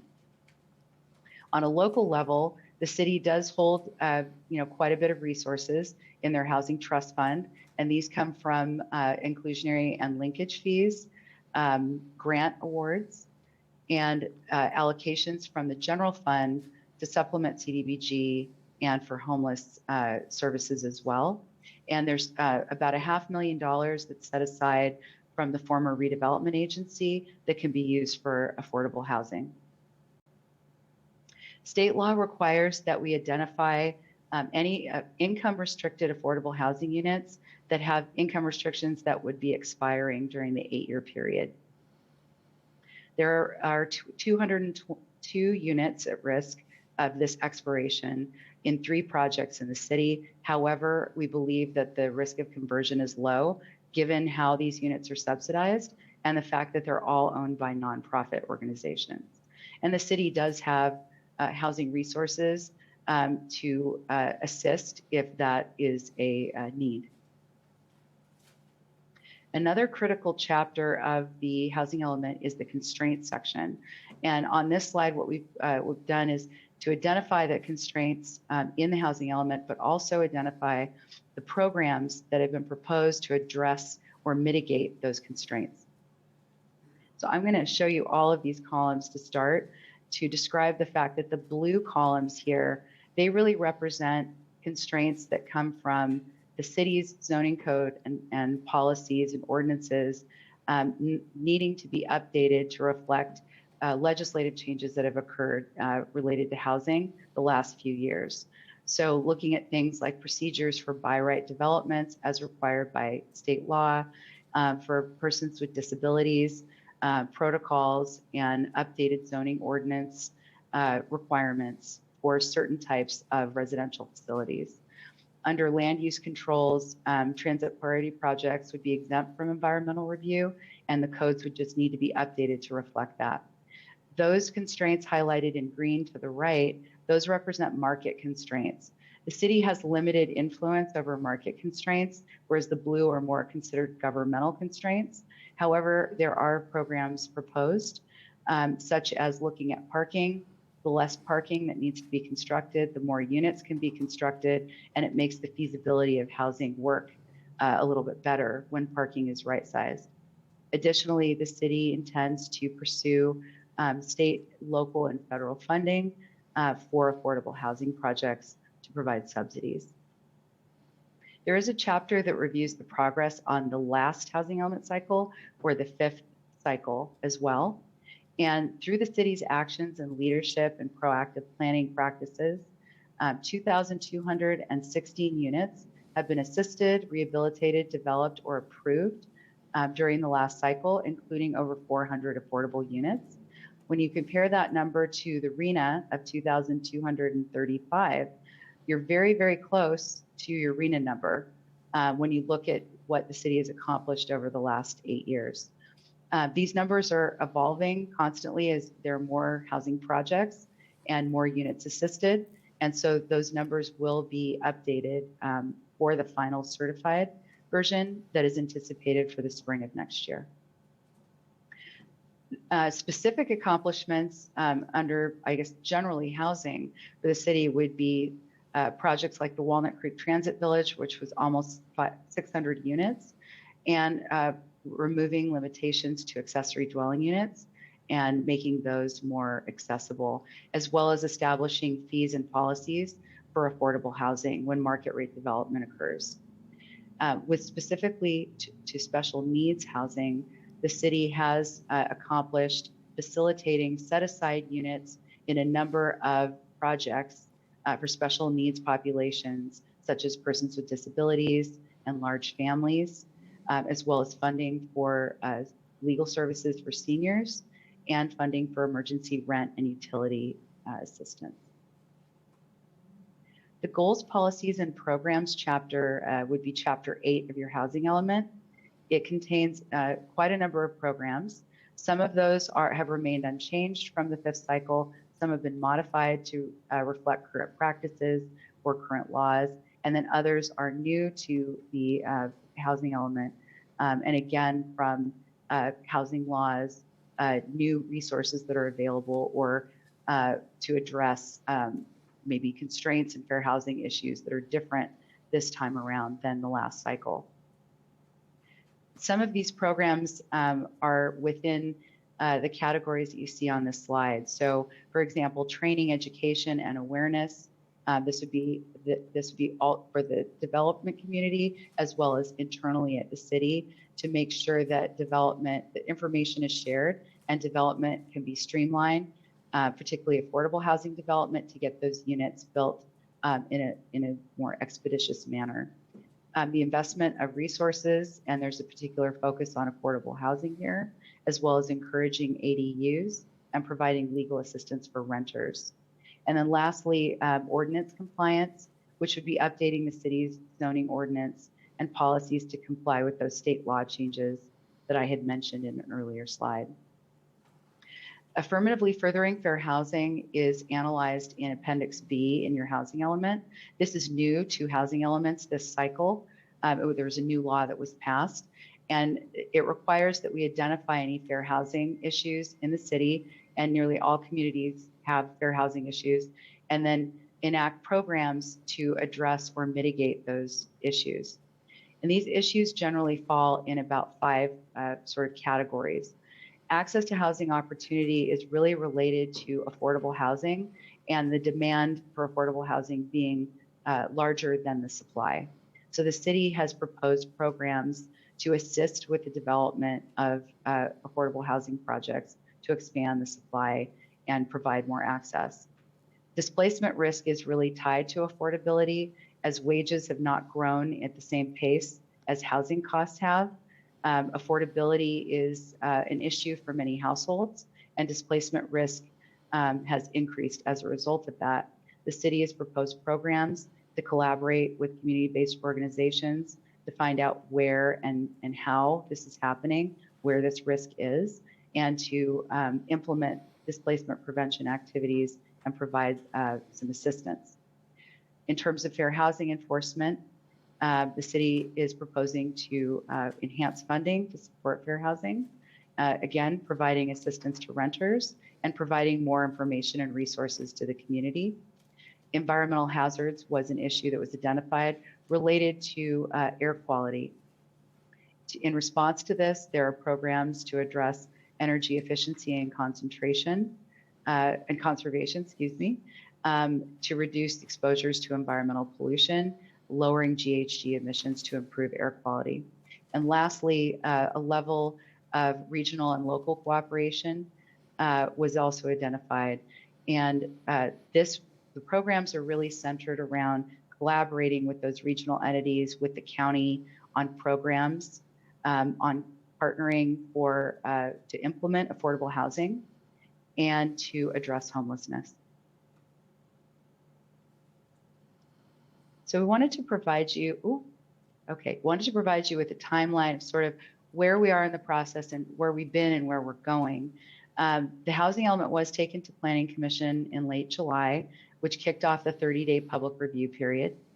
The document was then taken to the HCD committee of the City Council for review and input. We collected input from both bodies. We took input from the public. We revised the housing element based on the comments received, and it was sent to HCD to kick off their 90-day review period on September 5th. Now we're at the September 20th City Council meeting to present the housing element document to you. We expect comments back from HCD in early December. We expect to turn around a revised version based on HCD's comments and edits in mid-January, and expect certification and ultimately City Council adoption in the spring of next year. There has been a robust public participation process that was implemented, and the administrative record of that process is presented in Appendix A of the housing element. It started with the Planning Commission and the City Council receiving and commenting on a community engagement plan that was then revised and then implemented to include 2 community workshops, 4 focused stakeholder meetings with developers, both market rate and affordable, service providers, fair housing providers, and housing advocates. A dedicated website for the housing element process was established with resources and information that are updated. An online community questionnaire was also posted, and we'll review the results of that on the next slide. And then flyers were distributed at the farmers market. There was an article in the Nutshell, and the city sent out emails to over 3,000 recipients on city mailing lists. The community questionnaire was published in March. We collected over 100 responses, and some of the major takeaways from the responses was that affordability was really the primary issue that was noted.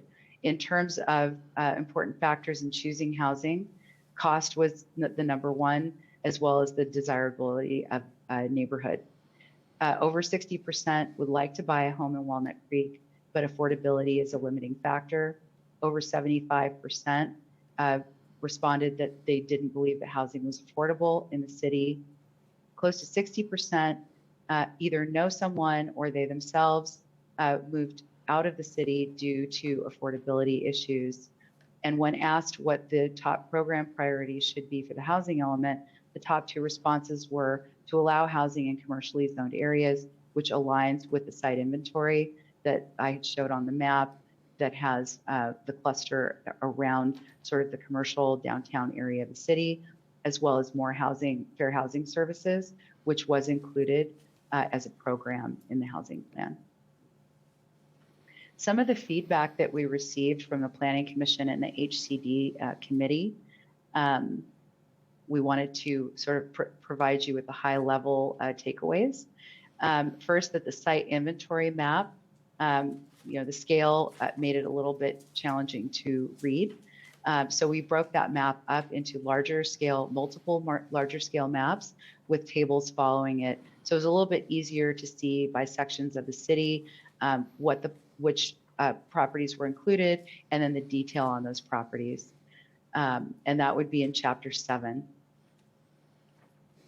Additionally, we received feedback that due to the size of the document, it was challenging for the reader to quickly pick up key topics and key takeaways from the housing element. So we then drafted an executive summary that comes prior to Chapter 1 that summarizes the key takeaways and the key findings of the housing element.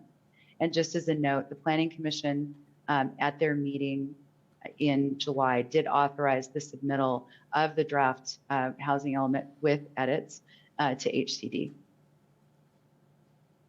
In terms of the public input that was received after the close of the 30-day public review period, the overall themes of that input were concern or questions about why certain sites were chosen and the reasoning behind that, about the historical production of very low income units, and that might not have been as high as what we're projecting for the next period, and also where the funding comes from for affordable housing. So how we addressed the input was that we provided additional detail in the sites inventory on moderate and above moderate sites. So when I say that, sites that include just moderate and above moderate units, the law says that we need to provide evidence and detail on lower sites that have lower income units on them, which we did in the original draft. However, that was not done to the same degree for the moderate and the above moderate. But what we did is we did provide that same level of detail for every site, so it would be clear why those were chosen. And then we also highlighted pertinent information related to very low income units and funding for affordable housing to make that very clear how these things were going to be implemented.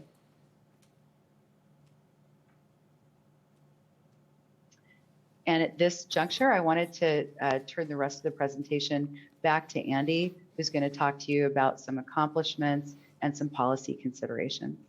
Thank you, Hida. So that's a lot of information, of course, and so kind of want to, I guess, focus our attention here. It really is worth saying, what are we doing well? Production of housing, as was stated, we've already reached 99% of our current RHNA allocation, or our current RHNA. And the city has long provided funding for the actual development of affordable housing here in Walnut Creek, such as through the inclusionary housing and in lieu fees and commercial linkage fees, as well as going after, as was noted earlier in the presentation, successfully gaining various grant funding opportunities. The city also has long supported the development of accessory dwelling units, ADUs. We have a streamlined permitting process, and coming soon, we actually will have construction-ready, pre-approved plans for people to take advantage of if they are wishing to go with conventional construction rather than modular. Modular, of course, the plans are prepared by the manufacturer. And particularly of importance in regard to our current RHNA is that the city has been very progressive in planning for more housing, notably the West and North Downtown specific plans, which have been able to accommodate a very sizable chunk of the current or the upcoming sixth cycle RHNA. So if we go to the next slide. There we go. So where we're really focusing in terms of policies and programs in this housing element, and what perhaps would have the most impact, is really just furthering the existing programs and policies, furthering the work that we've already been doing and have been really quite successful, and then adding additional areas that are here on your screen, and this was discussed in the previous slide, so I won't list them out individually, but I do want to highlight two in particular. One, and this was actually something where we've added an additional focus in response to some public comment that we received with regard to basically providing or facilitating communication between the market rate development community and the affordable housing community and affordable housing developers. And that's something we really want to focus on more moving forward. As an example, if we can bring a market rate developer together with a nonprofit affordable housing developer who may be able to provide funding to provide or to assist in the construction of affordable units in an otherwise market rate development, the market rate developer has an incentive there because there's state density bonus. So there's a little bit of a win-win situation there. And so trying to facilitate those connections to further provide housing, really mixed income housing here in Walnut Creek. And then in that far right box, it seems like a kind of a basic thing of just making sure that our zoning regulations are in sync with state law. But as I'm sure you all well know, that's an ever-moving target. And the city of Walnut Creek really takes a very thoughtful approach to that. It's never just a check the box exercise. And we really do our best to achieve the state goals in being able to provide this. I will say the state and city goals of providing opportunities for housing for all income levels, and also doing it in a manner that's sensitive to the local environment. Go to the next slide here. So tonight we're, of course, asking for any kind of questions and feedback. Certainly very interested in receiving that from this council, but then also, go ahead and, I thought I'd gotten rid of all the animation here. I guess I hadn't. There's three particular areas that you may wish to focus on with regard to some policy considerations. We've already identified policies, of course, in the housing element, but ask, does this council have any interest in any additional policies or any further modification to housing policies beyond what is described in the current draft of the housing element. And then another area for consideration is, as was noted in the presentation, we do have adequate sites, more than adequate sites, in fact, to meet our RENA numbers, but asking if the council wishes to consider any kind of additional measures that might encourage housing or development of housing in Walnut Creek. And then if so, going to the third bullet, asking if the council would want to do that as part of the housing element or as a standalone effort. And the reason for that is because essentially once it's in the housing element, it's something where, of course, then it has to be reported to, progress has to be reported to the state. But it takes away a certain level of flexibility for the city to be able to adjust and modify and try out new programs and be a little more nimble in response. And I'm speaking of things that are basically above and beyond what we need to do, have to do to meet the state requirements for the housing element. So just things to consider. And with that, go ahead to the next slide. And there we go. And again, thank you. Thank you for, again, giving us so much of your time, and be happy. We have a team of folks here available to answer your questions and, of course, take your input. Thank you. Thank you very much, Andy. Thank you for all the hard work that the team put into the document. It's a large document, and it's a draft. I want to emphasize that, and it's gone to the Planning Commission, I believe, and now we're seeing it kind of all put together. So before we dive into kind of specific questions, maybe you could just elaborate again on kind of what feedback and questions would be most helpful for you as staff to hear from us at this point, to help you kind of move the document along. And obviously we're going to get other opportunities to view this and provide input.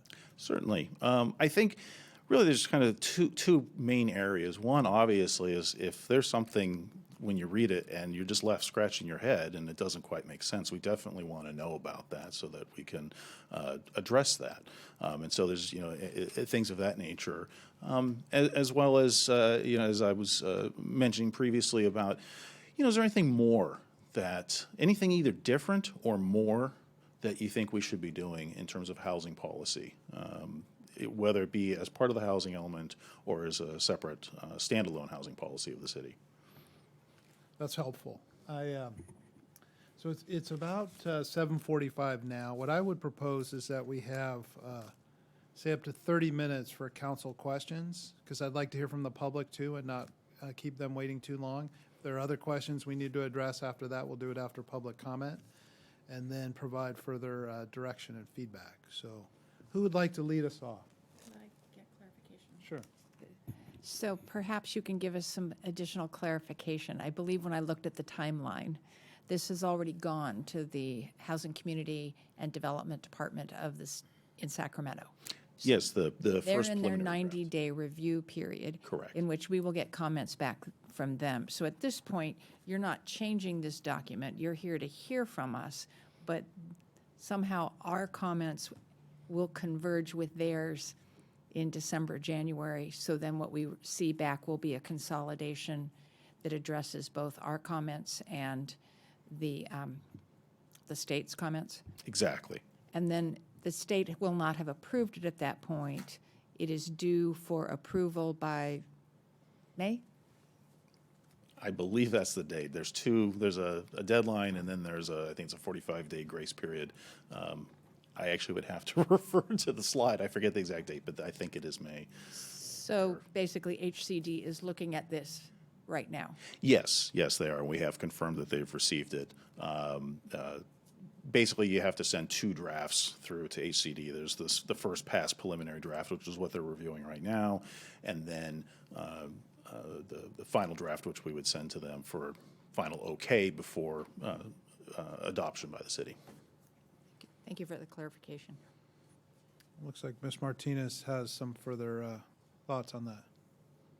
Yeah, I just wanted to help Andy out and provide some of the answers on the dates. So the housing element is actually due for the city of Walnut Creek. I think the deadline for the area is January 31st, and then HCD provides a 120-day grace period, which is May 31st. So we submitted the housing element, like you mentioned, and it's currently going through the 90-day review period. It'll come back to us by December, and then we will have like a period to discuss and make changes and all of that, and then it would be taken back to council again to review and approve so that we can submit it to HCD. So it will come back to you all, and we'll have a chance to incorporate comments from council and the public. So there are still some chances to incorporate more into it. Okay, thank you. That's helpful. So who would like to lead us off with questions? Mayor? I think we're all kind of thinking that. Mayor Pro Tem Silva. I'll leave you 1 minute, no, 20 minutes. So in no particular order, I was just talking about the comments and the input from the community. It seems that the most prevalent comment was about housing affordability.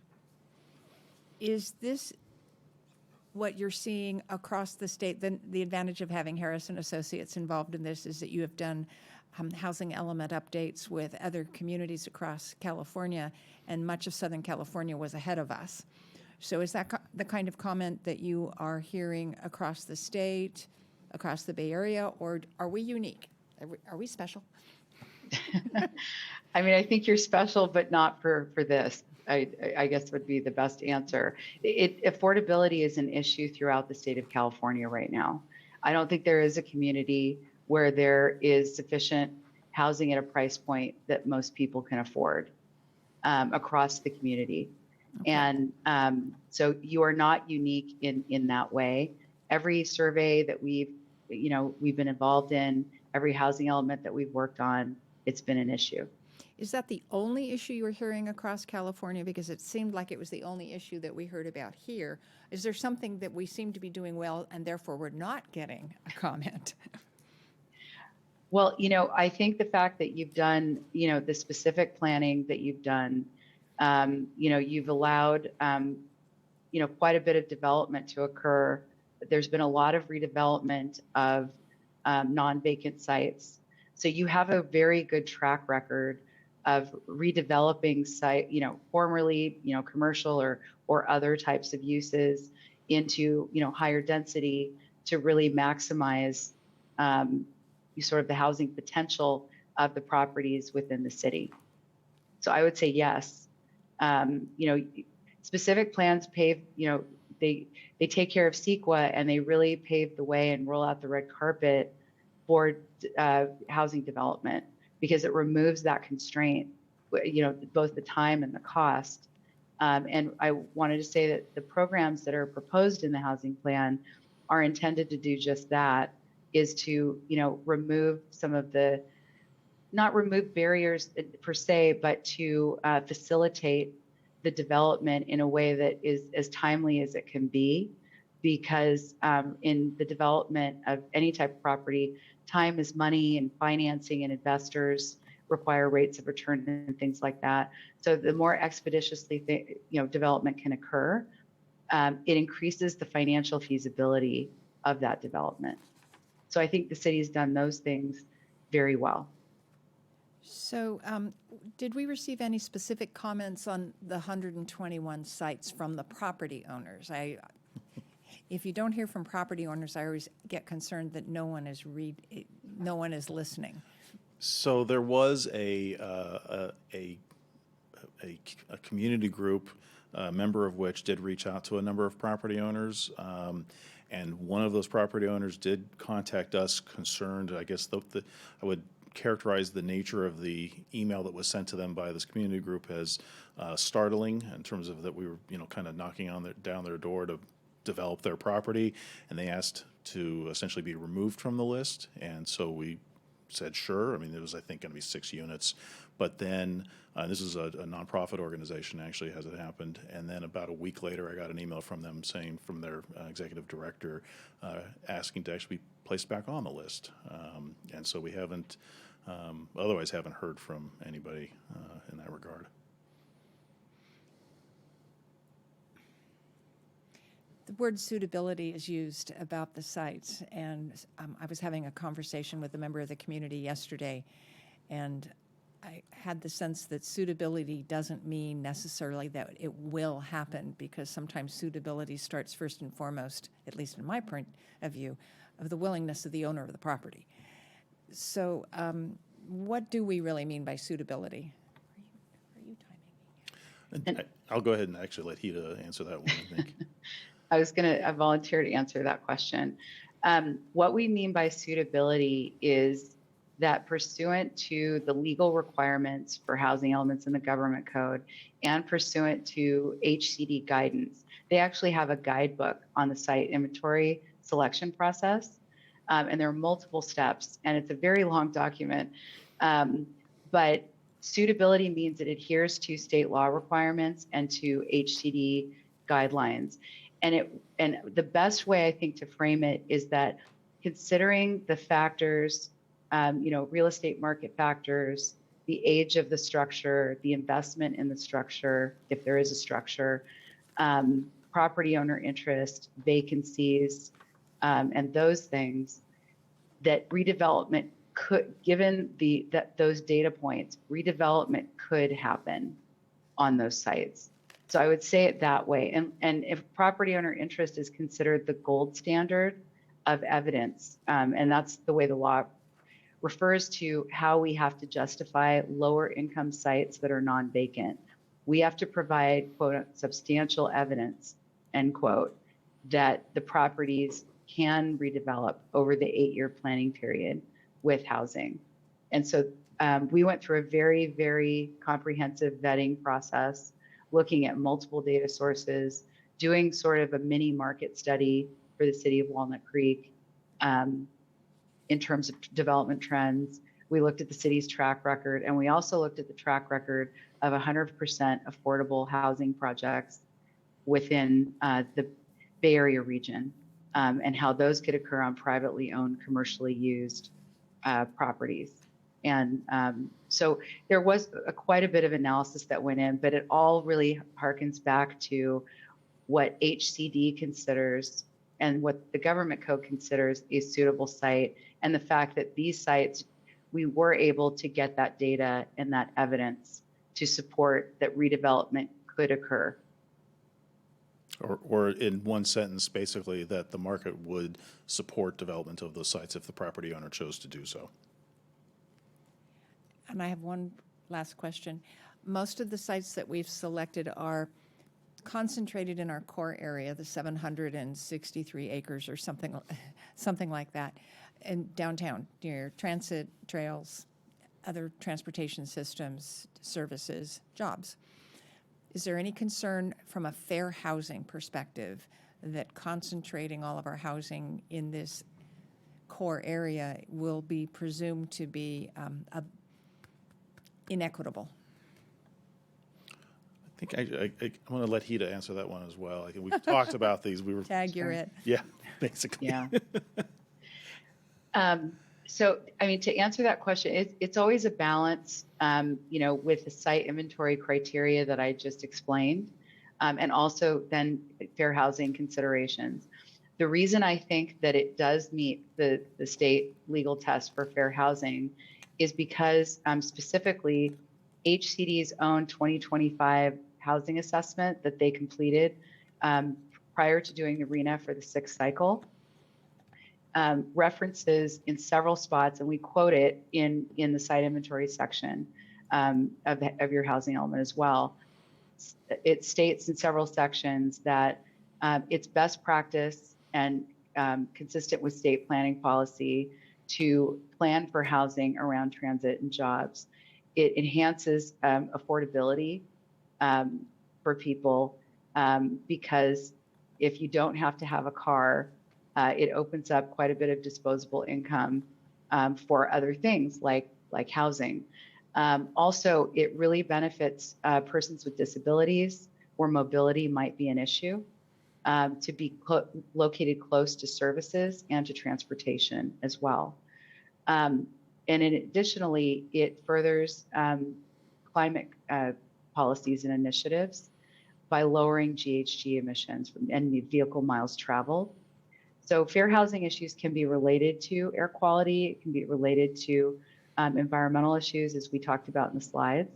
So for those reasons, affordability, access to transit and jobs and services, as well as furthering climate goals, we believe that it is consistent with fair housing qualities because fair housing, it relates to affordability, it relates to special needs populations, and it relates to environmental quality. So basically, we're locating these sites, we are selecting sites and focusing on the areas where the state agrees with us that that is the best. And we'll find out in December if they really agree. Yes, and in addition to that, also the state does look at particularly the affordable units are being located in areas of higher, or what they call higher low resource areas, and that's basically a factor that is dependent on levels of wealth, education, access to jobs, good schools, things of that nature. And actually, Walnut Creek as a whole ranks very highly in that regard.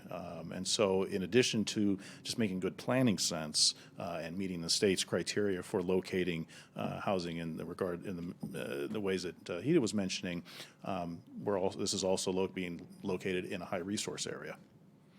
And I'm going to pose a question, but I don't need you to answer it at this point. Can you, if you look at the 121 sites and the acreage or the number of units, could you mathematically tell us later in the meeting what percentage are in the core area and what percentage are in other areas? Because certainly we don't want to put all our eggs in one basket. Thank you. Thank you, Mayor Pro Tem. Councilmember Darling. Thanks, and thanks for all the work on this. I can't even imagine trying to keep all these tables straight. And this is the second time I've looked at it, and my eyes still are like, whoa. Just a couple basic questions. I saw in the comments a lot of criticism of the site's inventory for different reasons from groups that were advocating for more housing. It sounds like we are confident that we followed the procedures and our site's inventory is adequate and robust. Yes, yeah, there was one group in particular that went through really parcel by parcel and did raise a number of issues. And I actually took a fair bit of extra time to respond directly to that author. And really with one very small exception that I think netted out 3 units, I want to say, we had very good justification for every one of the sites that they took issue with, and was able to explain how we had taken whatever constraints they were highlighting into consideration. For example, they had raised the issue of some of the opportunity sites are located under the power electrical transmission line that passes through downtown Walnut Creek. And so I was able to, of course, point out, that they've been there for a little over 100 years and something we've planned around for ever and ever and ever. But it's also something that development has just built around. And I was able to specifically point out a number of projects that have occurred over the course of the last 5 decades, in fact, along that power line, up to and including something that is currently in the works with an application in our department for a high-density mixed-use development. Yeah, we are really very confident in the site's analysis. Okay, and then it sounds like you only got 1 or 2 of the actual property owners objecting to being in the site's inventory? Really, it was only 1, and then they changed their mind. Okay. And the criticism of us and the affirmatively furthering fair housing, which is something that is very hard for me to say, I think Mayor Pro Tem questioned this. We're confident that our strategy of placing the emphasis on the areas downtown where we have transit, we have resources, doesn't run afoul of that. Yes. Because it's next to a freeway. Yes. Okay. All right. And then on the policies, you're going to be looking, what would be most helpful for us on the policy question, like which things we want to emphasize, or? Well, really, if there's anything that you'd like to see, whether it be a course correction or an expansion or something like that in terms of what's currently being proposed, and then as well any additional programs or policies that you may wish to see, again, whether or not they're in the housing element or as a separate standalone policy. Because the one thing I was thinking of when I looked at the policies is getting back to that same pair of pants, different pockets. I have heard from several affordable housing developers and people looking at ADUs that connection fees from utilities are problematic. And did you guys look at whether or not it would? I know I helped one of the local developers look into it with a couple of the utilities that I'm familiar with, and East Bay Mud did have a pilot program to kind of re-look at their connection fees for low-income micro home type things. Did you guys look at a policy related to working cooperatively with utility providers to right-size connection fees? Mm-hmm. I do want to, actually, Hita, I forget if that is one specifically included. It's something we've certainly discussed. I looked for it, I didn't definitely find on it, our radar, I know that much. God only knows where. But that would be, if it's not in there, and I'm sorry, I'm trying to remember everything that's in this large I looked document. for it and I couldn't find it, but that doesn't mean it's not there. But if it's not in there, that's precisely the kind of input that we would be looking for. Okay. And then you had one of the policies related to improving public understanding, and that's another area where I've heard, I went to the public meeting for the micro homes, and increasing public understanding of the challenges that people face in housing is something that's going to be, are there things that we are already doing in that regard, or is this something that we would be looking to do more of? I think a little bit of both, to be honest with you. Okay. All right. Those are my big picture questions, and I'll pass it on. Councilmember Haskew. Good. So when we were looking at sites, I'm sure we chose the best that fit our requirements. Do we have any other sites in our back pocket? We're going to keep the pants thing going. Do we have other sites in case they don't pan out, they don't fit what we're proposing? Do we have backup? At the moment, we have kind of, I would say, all of our cards on the table, but we actually have enough sites to accommodate not just our arena plus the buffer, but a little bit more. With the buffer, it's, I think, 6,330 units that we need to accommodate, and we found capacity for, I want to say it was 6,521. So we do have some room just off the bat in case HCD does come back and looks poorly upon some of the sites. But that's not to say that there isn't more out there. It's just that we haven't done the full analysis for additional sites because we felt we had kind of reached a point where it was enough for now. Okay. Displacement is something that the council has had to deal with, and the city, the houses that were across the street from BART, and the entire community was uprooted. Can you kind of summarize where we are with displacement and what our capacity is to impact that? So our current regulations, they're actually in our building regulations, and essentially they require for lower income households citywide 2 months of relocation assistance equivalent to 2 months of rent, plus some early noticing requirements of, that things are in the works. And within the West Downtown specific plan area, that was increased to a 4 month, up to 4 months of relocation assistance equivalent to up to 4 months of rental, or of rent, I should say. Okay. Then my next question is, there are probably parcels that are outside of those specific plans. We don't have any plan or any way to help with the displacement concerns? We do have, and Hida can speak a little bit more to this, we do have displacement policy identified in the housing element. I will say that part of the reason why we actually, or why the city, I should say, increased the relocation assistance for the West Downtown specific plan areas, because that's the area where we saw the greatest likelihood of displacement occurring in terms of higher density residential development replacing lower density residential development, particularly where it's rental housing.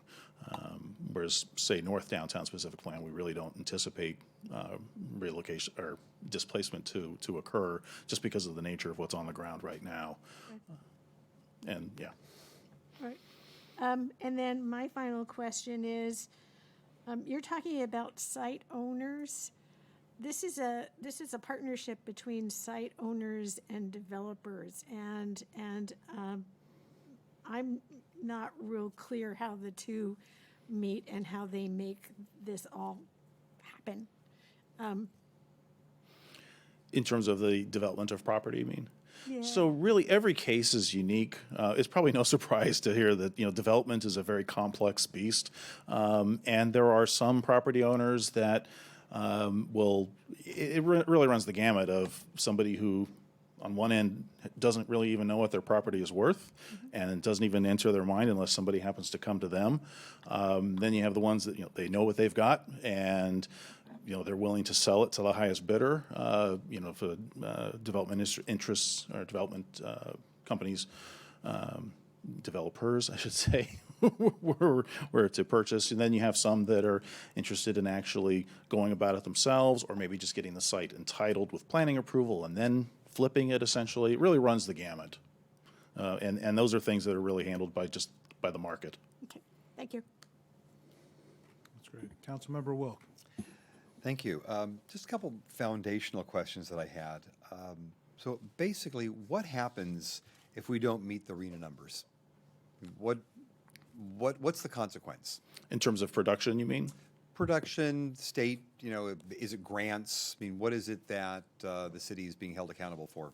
We're being basically held accountable for the planning and essentially, as I put it, kind of setting the table for development to occur. There's certainly a recognition that the city is not the one building the housing. We certainly can have a part in and do have a part in facilitating the construction of housing, but ultimately we're not the ones building it, and the state does recognize that. They're basically checking on whether or not we're doing what we need to do in accordance with state law to approve projects that meet all the standards. Right. Do you have an idea, just a ballpark, of how many ADUs have been built since the state law went into effect? Was that? We have an extra slide that we have data going back to 2015. The ADU law goes originally back to 1982, and I don't have that earlier data. But if you'd like, we can bring up the. It looks like Heat is getting ready to reshare her screen, and it's the very last slide in the deck, as I recall. But in the two most recent, last year and so far this year, I don't want to rely on my memory. I want to say it was like 23 ADUs approved last year, and then so far about the same amount this year. But it's So it's not 100. I mean, I don't need the exact number, but the point is it's not 100 since the law was approved. No, but it's going up. The state law keeps getting altered and making it effectively easier to do ADUs. Sure. I asked permission to follow up. I didn't ask it of the mayor, but Kevin had the table. How many of those ADUs are like Airbnb?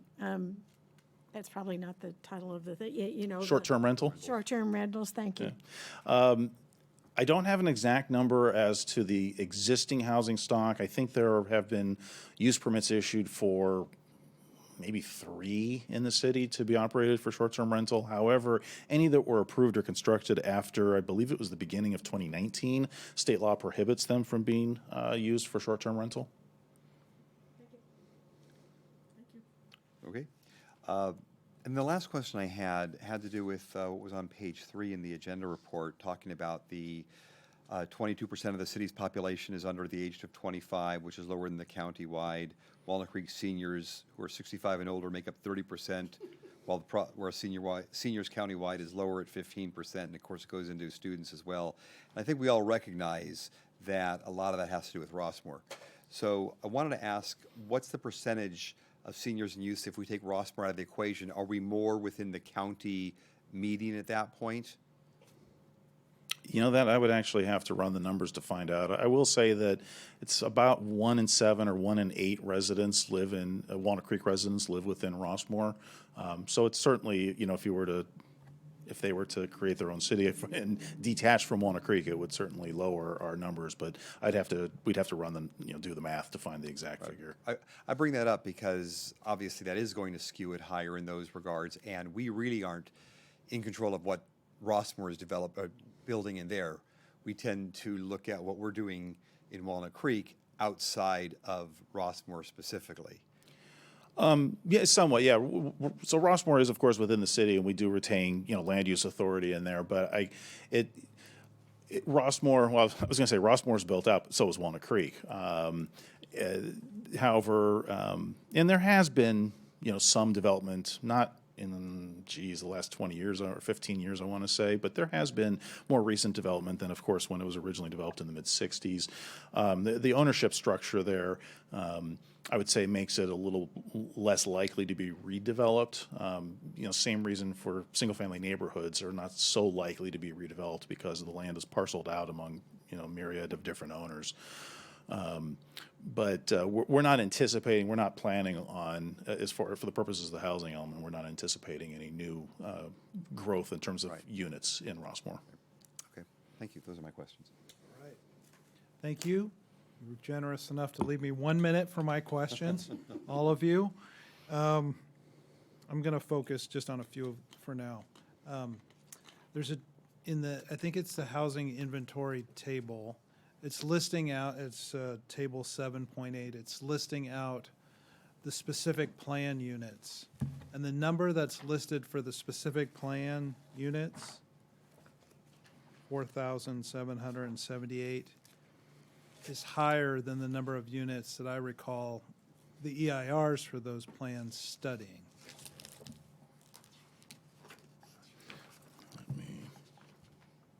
Not page 7-8, table 7-8. Apologize. Are you referring to the west downtown and north downtown, or other specific plans as well? My understanding was that was including just those 2 plans, but if it was including more than just those 2 plans, that would. I was just wondering. That's why I asked the question. We can come back to that later. So that's a very good question, actually. And I think I can at least partially answer it by saying that it really has to do with the assumed density of development. There have been, of course, as I mentioned before, the moving target of state housing law, but the state density bonus regulations and other regulations have really made it easier for developers to max out the density both up to and frankly beyond what the zoning allows, the base city zoning allows. And so in response to those, to the effects of those laws and the type of development that we have been seeing just in the last 5 years as an example, we're actually assuming a somewhat higher density of development than was anticipated 5 years ago. So that's one part of it. But then the other part is that the EIRs were taking really much more of just a pure of a market-based approach of analysis, figuring in not just okay the market for the housing element, it's does the market support development of these sites if the owner chooses to. For the EIRs, we took into consideration will the owners choose to. We didn't assume that every site in those plan areas would actually redevelop. And so we were taking a more kind of realistic approach in terms of the environmental analysis for the specific plans. And that's why those numbers were lower, whereas for the housing element, it's, again, a realistic analysis of the development capacity for the properties, but it's really assuming that if the market supports development, it will happen. And that's as per the criteria and guidelines by the state. There's a reference to, later on in the document, a particular policy. You don't have to look it up. It's H.27, and I'm just saying it because it's for in the MUC zone, and it indicates that we're making a change to allow the ground floor to have 50% commercial. Is that because now the policy requires 100% of the ground floor to be commercial? No, what it actually is that the current regulations, and it's kind of this multi-step kind of cascading down from a general plan policy for the mixed-use commercial emphasis areas, that the primary use of the property be commercial. The way that's implemented through the zoning is that it says the primary use of the ground floor will be commercial in the case of a mixed-use development. But there's no numeric standard, and we're now operating in an area where under state law we have to have objective standards, such as a numeric standard. Primary, we have, as it's been implemented and interpreted, we've always taken that just to mean primary means at least half. And so what we're recommending is that we basically actually put that number in the code. I have a little bit different spin on it, but we can get to that later. That we're providing more flexibility by making this change in terms of ground floor. I would say that we're providing the same level of flexibility as we've been just doing in actual practice, but we're being more transparent in what the standard is. Okay. And objective. There was one other, two more questions. There was some reference in the document to the timelines for entitlements. And frankly, they seem somewhat ambitious to me in terms of general plan amendments and zone changes kind of being comparable to a CUP. What were those based on empirical data or best estimates, or how were those timelines derived? A lot of it's really kind of best estimates. I mean, we have a relatively small sample size to take into consideration for things like GPAs. And really, honestly, in our experience, the greatest variable in those types of applications is how long the applicant takes to respond to comments, to update plans, things of that nature. And that could be any number of reasons, including just simple, market forces where they have money issues to deal with, and so they pause with the entitlement process as an example. The last question, this might be more appropriate for Hita. We're not alone in seeing our RENA number jump pretty significantly from the fifth cycle, more than double in our case. And do you anticipate that the seventh cycle, was this a one-time correction, or is the seventh cycle going to be a significant increase as well? Or is it, or you don't really know? We don't really know yet. I would say that it's correct that most communities received a higher RENA allocation. It's been my personal observation, it seems that where there is a good amount of transit and jobs, those communities had the largest increase. With regard to the seventh cycle, it's hard to say. It's going to be based on the state's population projections. So it would depend on a number of factors. But if population is anticipated to go up and the economy is in a good place, I think we can expect to see at least similar types of increases in the next cycle. Okay. So I'd like to pause council questions at this point and open it up for public comment. So if you're here in person, which none of you are, if you're joining us by Zoom, please raise your hand or press *9 if you're connected by audio only. And now would be the time we'd love to hear from you on the housing element update. First speaker is Kevin Burke.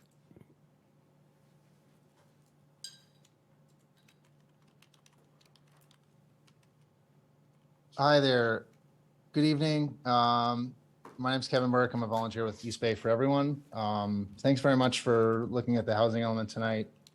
Thanks very much to Mr. Smith and the consultants for responding to our questions and our comments. We submitted 3 separate comments. I'd encourage the council to take a look. We put a lot of effort into them. We were the group that was mentioned that went parcel by parcel.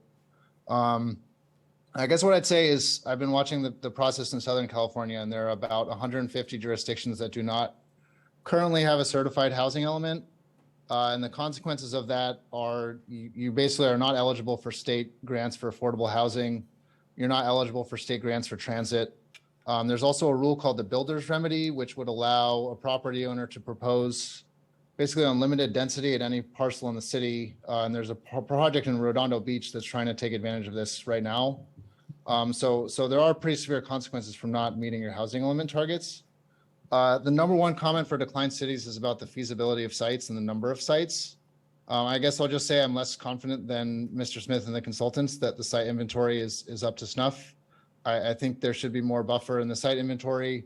I also think there are a number of sites that the parcel owners told us that they're not interested in building housing, and as a result, they should be removed. Please look at our letter. We explain this in more detail.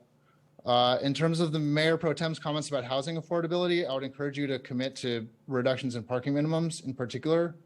Walnut Creek has really high mandatory minimum parking requirements. Each parking space costs $50,000 to $90,000 to build. So you're basically tacking that onto the cost of every single apartment that you build. So that's one way to lower the price of new housing by 10, 15, 20%. Really instantly by just lowering the amount of parking that needs to get built. And also in terms of affordability, I note it's legal to build a 4,000-foot single family home everywhere in Walnut Creek, but it's not legal to build 4 1,000 square foot homes. And I think that would really help affordability too, and also spreading out your housing throughout the city instead of just concentrating it downtown. Sorry for going over the time limit, and thanks very much. Thank you, Mr. Burke. Next speaker. Next speaker is Jan Warren.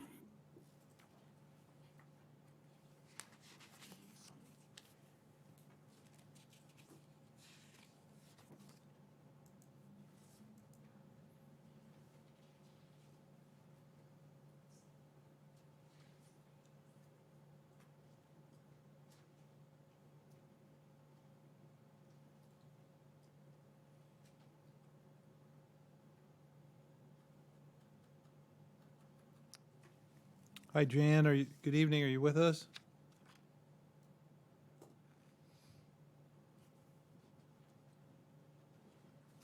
My apologies. My system has been slow all day. Thanks for the opportunity to speak tonight. Jan Warren, I live in the Woodlands of Walnut Creek. Appreciate the executive summary that makes it easier to read and analyze the data.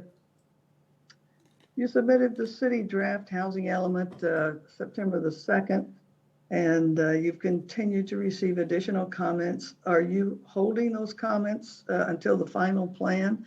I understand that the person assigned to our city element is that they, talk back and forth to clarify and ask questions during the 90 days. And so I just was curious everybody's work, like Kevin just mentioned, I hope is not for naught. I would like to know if we could request this 7 days that are going to be coming up for the next comment period after you get the draft back from the state. 7 days is tough. I saw the notice for this. I got on Thursday, I got the attachments I could look at, and I only got through chapter 7 and the public comments, and so would appreciate more time. Do you plan on actually implementing some of the suggestions made by the affordable and market rate housing folks? They also gave good comments, and I'd like to actually some of them implemented because they will allow us to build more affordable housing.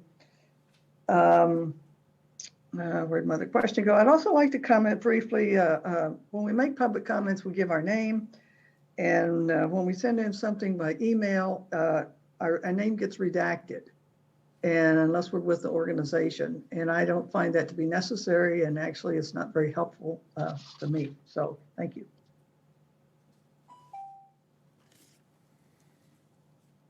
And Mayor, there are no additional hands raised on Zoom. Okay, we'll go ahead and close public comment, and let's see if there are any other questions. Big picture questions. There were some process questions that maybe we could get those clarified before we go into the content-specific comments that we might have. So Jan Warren had some process questions. Are we, I'm not holding any comments. I'm thinking she was talking about you, Andy. Are we holding comments have we continued to receive comments since we finished the document in August and sent it to HCD? Yes, we have, and we'll respond to those in the next draft. Okay. And there was a question about, is there a plan to implement some of the suggestions that may have been come in through the comments? Same answer? Yes, and actually we have identified in, I think it's Appendix A, of where all those comments are included, and where we've summarized the comments, and where we're actually and have specified where we have proposed a policy, or where there's already something that addresses the issue that's been raised, and that's all in that appendix. And then the last process question is, when we come back in the spring, is there a comment period for the public to have? And then that sounds like an environmental review process again. But what is the process for receiving public comment, or is it only at the Planning Commission meeting and City Council? Officially, under the state law, there's a minimum of a 7-day public comment period. But then, of course, we would also take input at the commission council meeting, certainly. Okay. Thank you. Good clarification. So can you put that bullet back up, or the slide back up, that the feedback you're seeking from us? Oh, yes. I'll ask Hida to reshare the screen, or if that is not working, I can bring up the local copy of the slideshow. I heard from Jen that she wanted more than 7 days to make public comment. Did I misunderstand?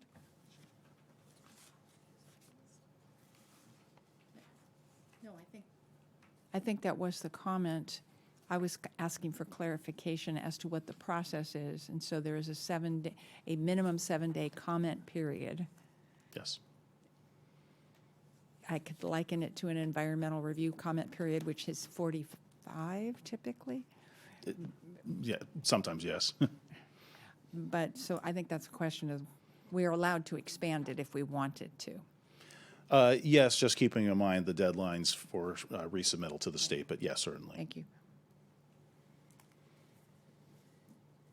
Okay, so the questions for discussion are whether any of the existing policies need to be modified, and does the council wish to consider additional measures to encourage housing, and if so, do you want to put them in the housing element update or outside that document so we have flexibility?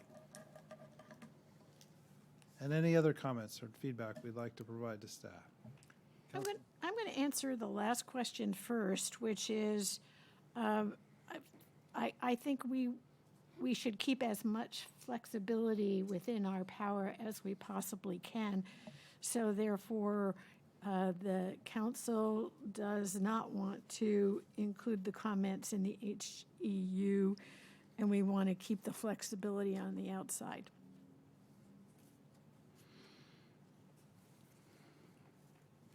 Yes, Councilmember Darling. And I would concur with Councilmember Haskell on that. We're seeing a lot of changes in state law. We're seeing a lot of changes in what affordable housing developers have dreamed up with microhomes and things like that. I would support keeping additional policies, something that we commit to do, but if we don't need them in our housing element, we give ourselves flexibility. I would agree with that as well. So I'd like to give a little different spin on it. I can agree with that. I mean, flexibility, I think, is important because the times do change. I mean, look what would have happened if we'd never had, look what happens when you have a pandemic. You need to be able to adapt. But I also think we have to be focused on less generic and a few more specific goals that we can actually determine and that we achieved the objective. Because what we're not being required to do, we're being required to plan, to plan for the sites and the RENA numbers. We're not being required to build them and ensure they're, yet. I'm not holding my breath on that one. But to make, in order to get to these goals, more affordable housing, we're going to have some targets of specific things we want to get done that we think will in fact help us achieve it. Our council predecessors 20 years ago established both an inclusionary housing fee program, in lieu fee program, as well as a commercial linkage fee program. It was a huge step forward, and we have been able to capitalize on that. I'm curious, I'm going to beam this up to 35,000 feet. What are other cities doing that we should be thinking about doing? And one of the speakers, Mr. Burke, mentioned right-sizing the parking, which we are doing the study, and I would really like to ask, when will that study be ready? Because, you know, we've been working on reduction of parking standards for 15 years. What's the status on the study? Hate to put the little pressure on here. Oh, no worries. So we just literally, council just approved the funding for the contract in recent months. And so we have gone through and we've selected a consultant, and they're doing a site evaluation, and we'll actually be coming to council, I believe, to expand it just a little bit for some additional sites. But I'm anticipating by the beginning of next year that we'll have some, initial analysis and some recommendations. Right, so we're good. That's really important, is that we're going to make progress there. What can we do? And more examples of that. So I know I wandered a little bit on that, sorry. I am in agreement with my colleagues about preserving as much flexibility as we can. And, you know, just in terms of, so we're answering these questions first. I think the policies essentially are fine. I can't, identify any others. You've done a very thorough job on identifying the policies. I have additional feedback, but I'll provide that separately. And so I can't think of any additional measures. And If we have comments on any of the specific ones, which they go on for page and page and page, we should provide, did you want to go up to the first bullet? yeah, let's see, if they're not typo type ones, but No. yeah, we'll do that by email. And we'll discuss the colors on the line charts. There are 2 blues and 1 green. How about an orange? That's actually something that, yes, has been identified, and we're going to be following up on that. Thank you. So there have been references throughout this that public education is really, really important. And in 2017, we had a a robust public outreach program. And I think public education needs to continue in these policies. And I would suggest to my colleagues and to staff that making the city manager's office co-responsible for that, because that's where a good chunk of our public education and outreach resides, with our Nutshell newsletter, our television station, our social media, and I think that might help. My other policy-based question really has to do with assisting the faith-based organizations with affordable housing development, and we talked about it in the Housing Committee. That this seems, I think there's a better way to phrase this where we will get further faster.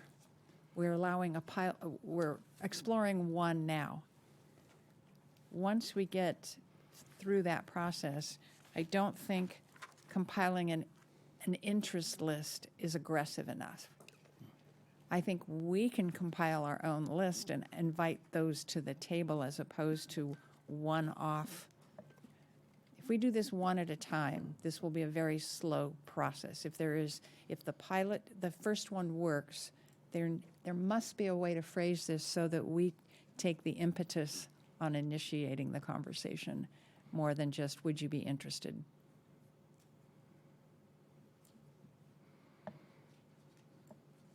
Maybe it could be like a site list.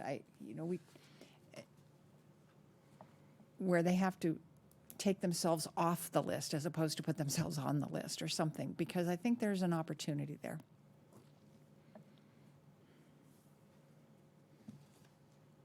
Okay. So like have it be opt out rather than opt in. That's a little bit like our site survey was. Mm-hmm. Because maybe there is a way, if it's a viable tool, maybe there is a way to do it after the first one, to do it more through a zoning change that allows for it if it is sought, as opposed to, would you like to do this? Well, this is what it is. I mean, and I'm sure I will get cards, letters, and nastygrams for that, but I think it's important. Any other feedback on the first two bullets?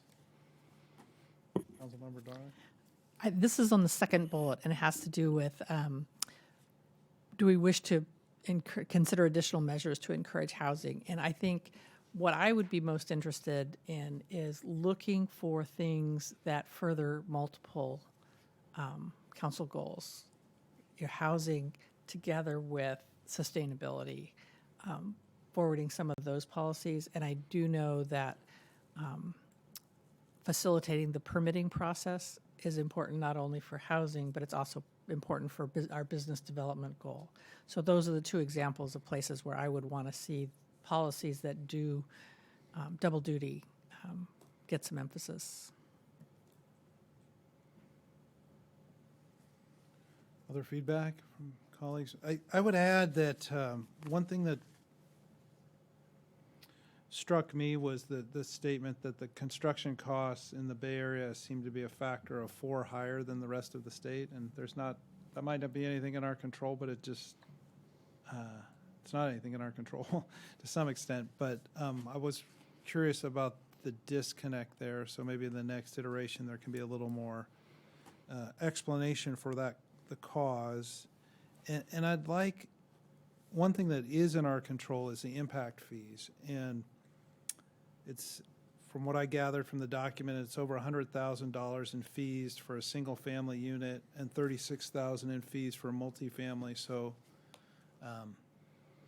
just making sure that we're not out of line with what other agencies in our area are charging for those various different categories. I agreed with the comment about the parking minimums, and I would like to see that come to council, go through the planning commission and come to council sooner rather than later. And Could I ask you a question? mm-hmm. This is one where, do we want to provide our thoughts earlier than waiting for the Planning Commission from a policy perspective, because this is a big policy. The Planning Commission doesn't set policy. They act on our policy guidance. And we have done that in other cases. I think on parking minimums, I sort of, not sure quite, ultimately, they need to make a recommendation to us on it, right? But you're saying for us to have a bigger picture policy overview. Or maybe we have a joint meeting with them so they get our perspective, because this can be, it's a big issue. Yeah, and it will make a big difference. And maybe we need to be at the table together to have that conversation initially. I'm in favor of a joint meeting. Let's see, what else do I have? I'll let you all speak about whether you're not in favor. The timeline for the entitlements, I think, I know it's not necessarily tied to a policy. Maybe it should be. Maybe we don't want to box ourselves in, but that is certainly something that I continue to hear about from the development community, not just on residential development, but on non-residential development particularly. I think the Housing Accountability Act has to some extent addressed it, maybe not completely, for residential by limiting the number of meetings that can occur, but to the extent we can think of other creative ways to streamline the process, I think that would be good. Mhm. So those were my comments. Any other comments that are beyond what we've discussed so far? Well, I think I'll just chime in on the discussion for a joint meeting with the Planning Commission, since we've already touched on it. And I'm actually not in favor of that. And the reason is because I feel like we're putting our thumb on the scale then. We have the Planning Commission to review things, to make recommendations, and we can either accept them or not. And that's what we do at City Council. But I think that if we have a joint meeting with them, it feels like we're putting our thumb on the scale, and then that is going to influence certain planning commissioners potentially in not being as candid as they normally would be about what their feelings are. And so unless something that is being presented to us when we have joint meetings, which I completely support, in this particular instance, I would prefer to go through its normal process. I'd just say on that, I appreciate the comment. What I know, we did a joint meeting on impact fees. I remember that. And I didn't feel inhibited. I was on the Planning Commission at that time in making my comments known. And I think most of our planning commissioners, I have confidence that they would not kind of feel intimidated or shy about it. To me, it was helpful that we had that joint meeting on impact fees, and I view these parking standards as falling in that same kind of realm. And we've had them on affordable housing and housing laws, and we've also had them before the major project for Broadway Plaza started. We came together so that we could hear and just get multiple perspectives at the get-go as a means of helping the process go more smoothly. And I think it's also helpful to the developers as well. I mean, because that gives them, that saves time and they can tell the trend. And so I think that makes it more attractive to the people that are going to actually do the work. Any further thoughts, Councilmember Darling? It's just going to be so much fun. I can't wait. I'm detecting a little bit of sarcasm in that comment. Okay, let's see. Do you have the information and feedback you're seeking from us? Is there anything further that you need? No, I think that's quite helpful. And when should we expect to see this again then before the council? We haven't scheduled an exact date yet, but we are, I will say early winter, so early next year. I'm trying to remember if we were looking at late January or into February. I actually don't have my timeline in front of me, but perhaps Orlando might. I guess I would just, remember better than I am. Want us to strive certainly to provide far more than 7 days notice on a document of this size for public comment, and certainly to provide it in a redlined version so that folks can just focus on the changes. And we just emphasize that this would have to go through Planning Commission and council separately, so there would be that whole time period to make comment. Yeah, yes. And HCD as well? RHCD. Council HCD. Yeah, certainly. I mean, as long as we can fit it within the, again, the timelines established by the state for getting, certification of the housing element, we're more than happy to do that. Can I ask a question about a process question? So HCD sends it back to us. You're going to dig through all those comments. Do you start making changes, or do you bring it to us so we can understand what HCD said in case you need additional policy direction? I think that it would depend on really the nature of the What they comments. say. Yeah, I mean, the initial plan is to respond to the comments in an updated final draft document that we then would take to the commission and council. Yeah, I would want to echo that. If we could have some latitude, see what type of feedback we get. If it's mostly cleanup and there's nothing significant, I would suggest it probably doesn't warrant Keep an it moving additional. forward. If it's significant and they have rejected half of our sites, Yeah, then we'd have a we big might problem. have to have a conversation. We'd be having a lot of conversations. Do we have any kind of, I'm asking, I guess, Hita, do we have any kind of sense about how HCD State is going to, what their comments are from the Southern California experience? Yeah, I can answer that. We do. We had experience in the Southern California region. We were able to get those housing elements certified. And so we've actually prepared your housing element, utilizing what we learned from Southern California. So certain aspects of the site inventory, of the fair housing analysis, of the constraints analysis have been incorporated. So everything we know to date has been incorporated into your housing element. They will focus on sites, on constraints, on fair housing, the affirmatively furthering fair housing, and your goals and policies. In our experience, those have been the focus sections for the state. That said, there are different reviewers at state HCD. So everybody's got, a different interpretation sometimes. So it would depend, we're really hoping that we will have one of the two reviewers that we've had in the past on Walnut Creek as well, because there's a relationship there and there's kind of an understanding. But we do have a plan on, how to, when we receive the findings letter, they call it a findings letter, we always recommend to schedule a call immediately with HCD, or even if we know it's coming, so that we can review what they've said in the findings letter and really understand what it is that they're looking for. Having that information, even to bring back to council or planning commission, would be important, because sometimes they'll just say that something in their view doesn't meet the government code, and there isn't a lot of explanation as to why. So we'll make sure that we have a good understanding of what the findings, how to resolve the findings prior to bringing it back to you and planning commission, and also revising the document. Thank you. Do they come and physically look? Do they come to Walnut Creek and look at the thing before as part of their review? I heard that in one city in Southern California that happened, but just one. Now they're closer. Sacramento's closer to Walnut Creek.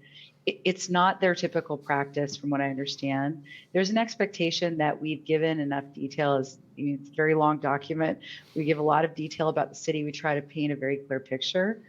Their expectation seems to be that they want to have everything they need to know about Walnut Creek in the housing element.